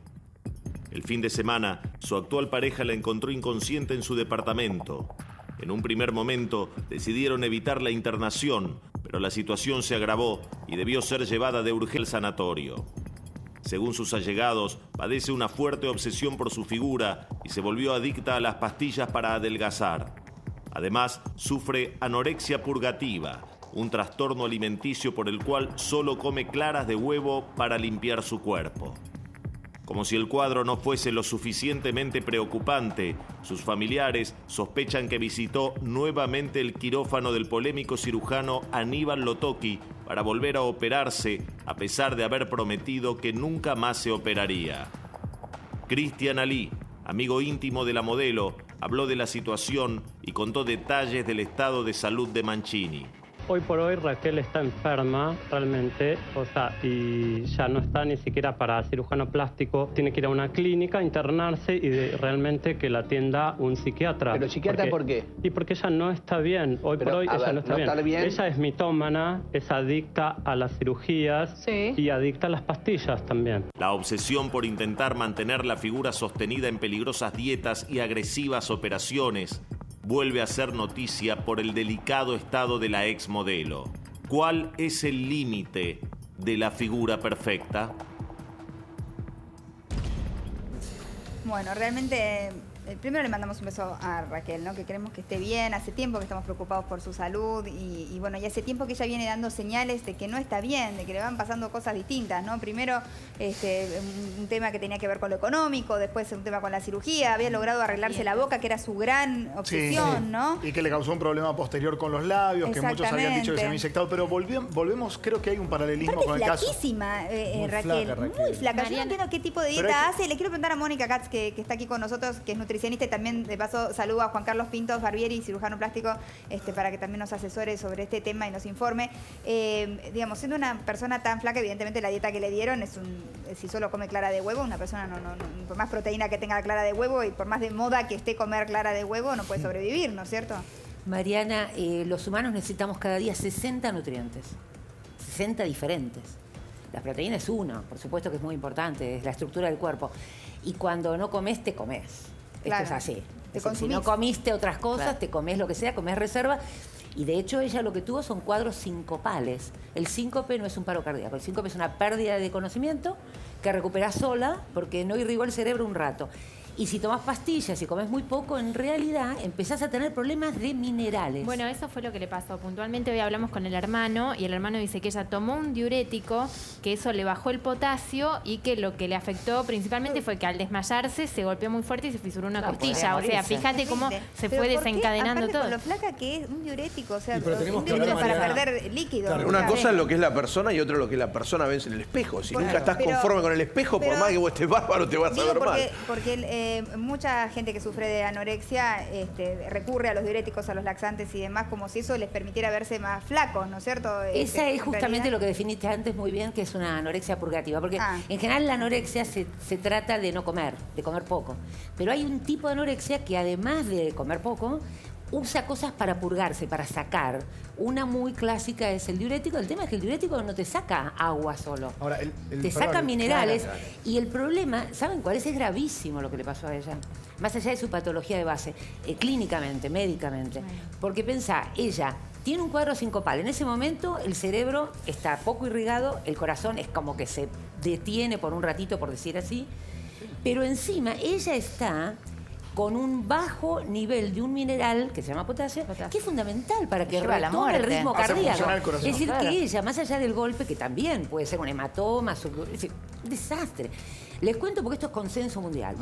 3 en trastornos alimentarios, en gente grande o chica con trastornos alimentarios, 3 cuadros sincopales es indicación de un test que se llama TIL test. Te ponen en una camilla y van viendo cómo reacciona tu cuerpo, tu cerebro, tu corazón a la inclinación. Se usa con variantes. La indicación, digo para los que están con familias mirando el programa, si tienen una chica, un muchacho, hombre, grande, chico, lo que sea, que tuvo 3 cuadros sincopales, 3 desmayos por este trastorno alimentario más uso de algo más, es indicación de ir a un cardiólogo, ni siquiera un especialista en trastornos alimentarios o nutrición, un cardiólogo, porque hay un test que te permite saber si esto es normal, es tuyo. Mariana, y si no, puede haber riesgo de muerte, porque esta chica aparte entrenaba. Cuando entrenaba todos los días. Pero Mariana, con el médico que le daba la dieta. Perdóname, Lucas, que Ani a mí me gustaría decirle a las chicas que nos están viendo que cuando vos tenés como la autoestima mal puesta, mal colocada, vulnerable, cuando tu proyecto en la vida es solo la belleza, te deja muy cortita. Me parece que si solo un señor, solo un hombre o solo la belleza para tu proyecto de vida te deja mal, porque la verdad que es un proyecto muy cortito. No, aparte es una batalla que nunca vas a ganar. Es una batalla que vas a perder. Mariana, Ani, lo decís por Raquel. Me parece que hay que rellenarse, de otras cosas. Te juro que no es chivo, pero es un libro nuestro, Más que un cuerpo. Es lo que está diciendo ella, más que un cuerpo. Yo quiero agregar lo que Somos más dice un Ani, que cuerpo. Raquel Mancini en 1996, hace 20 años exactamente, tuvo un episodio, estuvo en coma mucho tiempo, al borde de la muerte. Y desde ese instante hasta hoy, solo conocemos noticias de Raquel por este tipo de temas. Son negativos. Yo lo que no puedo entender es, digo, más allá de que ella quiera o no haber seguido con su carrera artística, a lo mejor... A mí me da mucha pena, Raquel, Ahora, porque ha peleado mucho por su vida, no ha logrado salir de situaciones difíciles su que familia le ha la tocado vivir. acompaña muchísimo, es lo que a mí me llama la atención, es una chica Bueno, pero muy ella no ha familiar. podido salir de eso. Pero no pudo reinventarse. Raquel Pero Mancini más allá es de del las trabajo. lindas de mi época y hay montones de chicas lindas de mi época que devinieron en empresarias, en actrices. Pero es lo que dice Ani, en está vacío el modelos proyecto de grandes, Raquel en el sentido de que solo se basa periodistas. en querer tener el cuerpo que tenía a los 20 y nada más. No, se jugó por un hombre, creo que Ani me va a dar la derecha en Sí, ese. Se un jugó señor por un muy hombre famoso en su muy momento. poderoso, creo que el articulador político de todos los gobiernos, hasta no sé si ahora, que era Sí, el sí. señor Nosiglia. Sí, y luego de eso intentó buscar nuevos amores, tuvo 2 relaciones de pareja bastante estables, pero últimamente no. Creo que lo emocional de Raquel también está fluctuando mucho, ¿no? Yo me acuerdo que ella una vez en un estudio en América me dijo que una de las intervenciones, la que había sido la que la había llevado a hacer noticia, venía como consecuencia de los golpes que había recibido de una expareja. Claro. Que venía de la violencia de género, que había experimentado. Y ahí le quiero preguntar al doctor Barbieri, ¿no? Cirujano plástico, ¿cuántas cirugías resiste un cuerpo? Porque, o sea, una chica que está tan flaca, que no necesita claramente ninguna cirugía, digamos, ¿hasta dónde un médico cirujano puede aplicar una cirugía a alguien que no la necesita? Bueno, pero ahí está... Porque ahí lo toca y la volvió a operar, o sea, ¿de qué? Claro, ahí está, depende del cirujano al que recurre cada persona. Evidentemente hay mujeres que vienen al consultorio de uno y uno las mira y dice, no hay nada para hacerle. Y está la sinceridad del cirujano, decirle, realmente esto no es para hacértelo, tenés que esperar 1 año, 2 años, quizás dentro de 2 o 3 años es para hacerlo. No todos los cirujanos lo hacen. Seguro. Hay una cuestión económica de por medio de todo esto, no hay duda. Pero muchas veces esas pacientes, cuando uno les dice eso, ellas siguen insistiendo. No, pero doctor, mire acá, mire allá, mire el otro. Entonces es el mismo cirujano el que la tiene que ir guiando hacia algo que, por lo menos hacerle algo chiquito como para dejarla conforme y no caiga. Qué loco lo que está diciendo. O no vaya otro profesional y Que no, que termine haciendo aquello exacto, que no caiga con una cosa chiquita para ir convenciéndola de hacerle determinada cosa chiquita para que no vaya a ese que le quiera hacer lo que ella está diciendo, que es ahí donde se cae en todos estos problemas que estamos viendo. Qué bárbaro, me da mucha pena. Ahora vamos a seguir hablando del tema de Raquel Mancini, porque bueno, la verdad que nos asusta, nos pone mal por ella, es un tema de salud gravísimo y después vamos a hablar desde el punto de vista psicológico del Besia, lo que significa, ¿no? Esta búsqueda permanente de la perfección, de la belleza, de la juventud, de eso que se escapa, ¿no? Cuando no hay una profundidad en la vida de las personas. No sé si está buscando eso. Ahora vamos a hablar, después de la pausa. Y hay un enigmático, un tremendo enigmático. ¿Puedo contar algo o no tengo tiempo? Poquito, Mariana, dale, Ay, un poquitito, poquito. dale.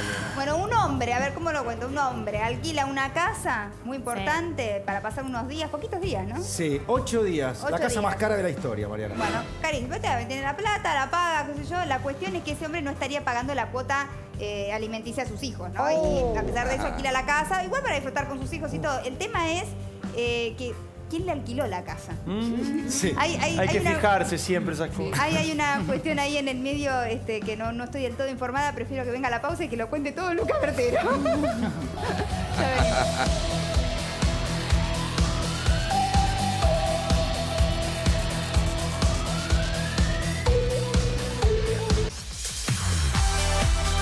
Me intrigaba. Le estoy preguntando cosas que me intrigan de la revista. Muy Entonces, buena pero bueno, primero voy a terminar antes de entrar con el tema de que ahora me acabo de enterar que Elaine Bechara está separada del novio. Sí, por eso. Todas las Con todo declaraciones eso que dice, hizo la este culpa es de hombre, Cerola. todavía no Quedó leí expuesta. porque la gente no sabe todavía. Después Yo de la lo leí a ustedes nota, en el se corte. enojó, lo quiere matar, Pero pobre. a la gente no se lo leí todavía. Y pero así nomás el lo título decís. de la nota es "Con Cabré solo tomó mate, conmigo tuvo 5 horas de sexo". Así declaró. Vamos, campeón. Habla Fernando mucho. Bertona. Él quería sobre marcar la relación cancha, pobre, le salió y mal. mucho detalle sexual que después... Habla mucho ese chico, parece garganta profunda. Después les voy a contar un poquito, pero parece que a Ailén no le gustó que No, no le declarara gustó todo esto nada. y se separaron. Lo que dice Ailén es que le hicieron la nota en enero, entonces que la pusieron ahora, se ve que, no sé si... Bueno, ahora vamos a la nota, pero espera que quiero cerrar el otro Ahora tema no, primero. esto salió hace 15 días. Esto salió hace 15 días. Bueno, Yo recién lo febrero, estaba ¿cuándo? leyendo, mira, es como que la agarré tarde la revista. Bueno, se da cuenta que está en la No peluquería. digas la temporalidad, Cerolini, Pero nadie digo lo eso. sabía. La hicimos en el verano. la había que la leído. publicamos Bueno, en pero el ¿qué verano. dice? No se enoje, Quería. Cerolini. Pero Bueno, ¿cuál es bueno. el problema? No entiendo la temporalidad. Si se Eran hizo... datos de la realidad para contar. Después ¿Quieren lo seguir después del contamos. programa? bueno. Sos un peligro, Cerolini. No me va a alcanzar el tiempo. Tengo a mis invitados, está Elvesia Trigo, que es psicóloga, está Juan Carlos Pintos Barbieri, cirujano plástico, y Mónica Katz, nutricionista. Estábamos hablando del tema de Raquel Mancini, que como estábamos explicando, está internada porque tuvo unos desmayos que tenían que ver con una dieta que estaba haciendo. Y bueno, estábamos a punto de hablar de algo que tenía que ver con lo psicológico, que querías remarcar, Elvesia, sobre lo que veías, observabas del caso de Claro, porque Raquel. parecería ser que se está apuntando todo el tiempo que lo que ella quiere es estar bien estéticamente, y lo que creo que el psicoanálisis ayuda justamente a profundizar qué es lo que está del otro lado, o sea, en la trastienda. En realidad, alguien como ella, que hace todo este tipo de cosas, donde se purga, donde realmente se hace operaciones que no necesita, sin criterio de realidad, lo que está mostrando en realidad es una fuerte destrucción, que vos lo trajiste. Claro. Vos hablaste de su propia autodestrucción, hablando de violencias. O sea, esto es una violencia interna que tiene que ver seguramente con una construcción fallida a lo largo de su vida, porque tenemos que pensar que cuando los chicos tienen algunas dificultades es porque el medio ambiente, no vamos a hablar ni la madre ni el padre, vamos a hablar del medio ambiente, realmente no ha podido entender y comprender qué era lo que realmente ese niño necesitaba. A veces los padres tienen sus propias teorías, creen que eso al chico le hace bien, y a veces es todo lo contrario. Al chico no le hace bien eso que se le está haciendo. Qué difícil como padres Dar en la tecla. Sí, hacer lo que realmente nuestros hijos necesitan. Sí, pero ahí hay una respuesta. Y la respuesta es tratar de estar conectado con uno mismo. En el sentido de que, bueno, reflexionar sobre lo que estoy haciendo, verle la cara al chico muchas veces. El Sí, chico observarlos, es no una. escucharlos. El chico es impresionante, porque si uno se pone a mirar la cara de los chicos, tienen tantas expresiones. Entonces, si uno, lo que pasa es que el padre tiene que aprender, porque ser padres es una escuela que habría que hacer, como traía Beachiberti, ¿no? Una escuela para padres, cómo son esas reacciones, de qué manera, y ser lo suficientemente sensible el padre en el sentido de no sentirse culpable, porque si algo no salió bien, no quiere decir que la culpa es de él, es que no lo entendió en el momento, y siempre hay tiempo para revisar. Pero siempre hay una promoción quirúrgica también que como sociedad promovemos, ¿no? Los modelos físicos, tal vez el cirujano lo puede decir mejor, seguro. ¿no? Esta historia de la delgadez extrema, cultivada y la que se sale... ¿Cuál es ese modelo que ahora está vigente? Porque va cambiando con el tiempo. Ahora, Sí. ¿qué quieren las mujeres? ¿Qué van a buscar? Pero los cirujanos plásticos no somos los que hacemos, que decimos cómo tiene que ser el cuerpo, que tienen que ser más delgadas y demás. Son el bisturí que Somos opera. el bisturí, pero siempre le decimos, nosotros cambiamos las formas de cosas que el cuerpo, cuando uno nace, llega a la pubertad, se origina el busto, la cintura, no tienen cintura, les crecen... Sí, bueno, pero una cosa es una chica que nace con una nariz gigante, por tiene eso. un complejo y se la quiere La operar cuando es más grande, y otra cosa es que se ponen de moda unas colas desorbitadas que Bueno, son normales. Pero ahí participan un montón de cosas, los medios, las redes sociales, las fotos que se sacan las chicas, de qué forma se sacan las Los fotos. hombres que hacen elogio de todas esas cosas. Sí, Absolutamente de sí, acuerdo. pero por ejemplo, lo que está de moda ahora, la mayoría vienen a sacarse prótesis para ponerse más chicas. Ya Ahora no tiende a lo natural, claro. no quieren grandes, entonces están viniendo la mayoría a sacarse y a ponerse más chicas e incluso a quedarse sin prótesis, porque quieren algo más natural, algo más sutil. No están buscando la exageración, no les gustan esos escotes abruptos. Pero es Pero al una mismo moda. tiempo ves unas colas que no Es lo que eso se no está es una es cola, así, es real. así se empezó en la Son cirugía. modas, son víctimas de la moda en su propio Son cuerpo, víctimas de la digamos. moda, pero porque se publicita en un montón de lados todo ese Sí, tipo pero de acá hay una cosas. patología de base en el caso Sí. del Y doctor está en Raquel, el- una está persona en el que durante cirujano. 20 años solo trató de hacer cosas por su cuerpo, pobre, digo, no pudo Bueno, pero trascender. acá viene lo que explicaba la doctora, ¿no? ¿Por qué hablábamos de la infancia? Porque durante la infancia No, te formás. Claro, se arman las personalidades, se forja la autoestima, ¿no? Y obviamente hay una carencia de autoestima en personalidades de este estilo, ¿no? Ahí está Una situación de mucho vacío y de mucho abandono, pero que esto lo siente la persona, porque construir un sí mismo armónico lleva mucho tiempo. Entonces, cuando aparece este tipo de patología, porque realmente lo que hay es una patología de base, que quiere uno resolverlo a través de esculpir el cuerpo, lo que realmente no está trabajado es ese abandono, ese miedo a la soledad. Es difícil ayudarla, porque la familia la quiere ayudar. Mucho, es muy familiar, ella es muy familiar. Pero no es ella. De todas ella maneras, tiene amigos, tiene gente que la quiere mucho. Raquel es muy querida. Pero no es ella sola, Mariana. Quería decir que en relación a que, por ejemplo, tuvimos una nota con Silvina Luna, que a veces quiere hablar y a veces no habla, y tantas otras figuras que van a un departamento matado, en el 1M, en Valvanera, a injertarse sustancias que no saben si le van a dar un trombo a la salida Tal mismo cual. y caer reventadas en la parada de colectivo. Pero- Digo, no es ella sola. Hay muchas que han caído y luego se sienten avergonzadas. Pero esas chicas van primero a cirujanos serios. Cuando Y después, les dicen claro, que eso no van a se esos puede lugares donde dice hacer, Luis, sí. que eso Van a no los se puede hacer, matasanos. van a los otros lados porque una le dijo, mira cómo estoy yo, cómo tengo, mira lo que me hicieron, ¿dónde? Y van a ese lugar y se lo hacen. Después vienen las consecuencias. Pero acá el problema está en que la belleza es un equilibrio entre lo interior y el exterior. Y todos los equilibrios son muy difíciles de lograrlos. Por eso está... Bueno, pero es un trabajo diario, ¿no? Exacto, es un trabajo diario y es un trabajo de la familia con lo que uno nace, convive, y personal también. Y lo personal y lo que querés lograr en la vida. Pero si ella hubiera tenido, por ejemplo, hijos, si hubiera tenido otros trabajos, por ejemplo, Logros. hubiera estudiado en la universidad, hubiera tenido Un otro logro, pero es proyecto. como que no tiene nada. No sé Vos si ves tiene que ver con hijos, otras chicas casamientos, lindas un de la proyecto época de de vida. ella, como Valeria Massa o Araceli o Mariana Arias, bueno, todas esas chicas que siguen Fueron buscando triunfando. otra cosa. Claro, porque siguieron haciendo Sí, pero otras Mercedes, cosas. para, tampoco Sí, pero triunfar tampoco- es estar en la sí. televisión o ser una... no, Pará, no. porque Ni si tener no... hijos, porque hay Claro. muchas mujeres No, que pero- no tienen hijos y sin embargo Pero, por eso no sé si es Mariana, la yo realidad. les quiero dejar una idea que uno lo ve todo el tiempo. Nosotros hacemos trastornos alimentarios. Sí. Vemos todo el tiempo. Y lo que uno ve es que el trastorno alimentario es una protesta muda. Absolutamente. Una llamada de atención. Es una protesta muda. La protesta es así, tiene 3 problemas. La primera, no me saco lo que tengo, porque no lo puedo hablar con nadie. La segunda, el destinatario no se entera. Y la protesta es con los padres, con el medio, como decía recién ella. Y lo peor es que nada cambia.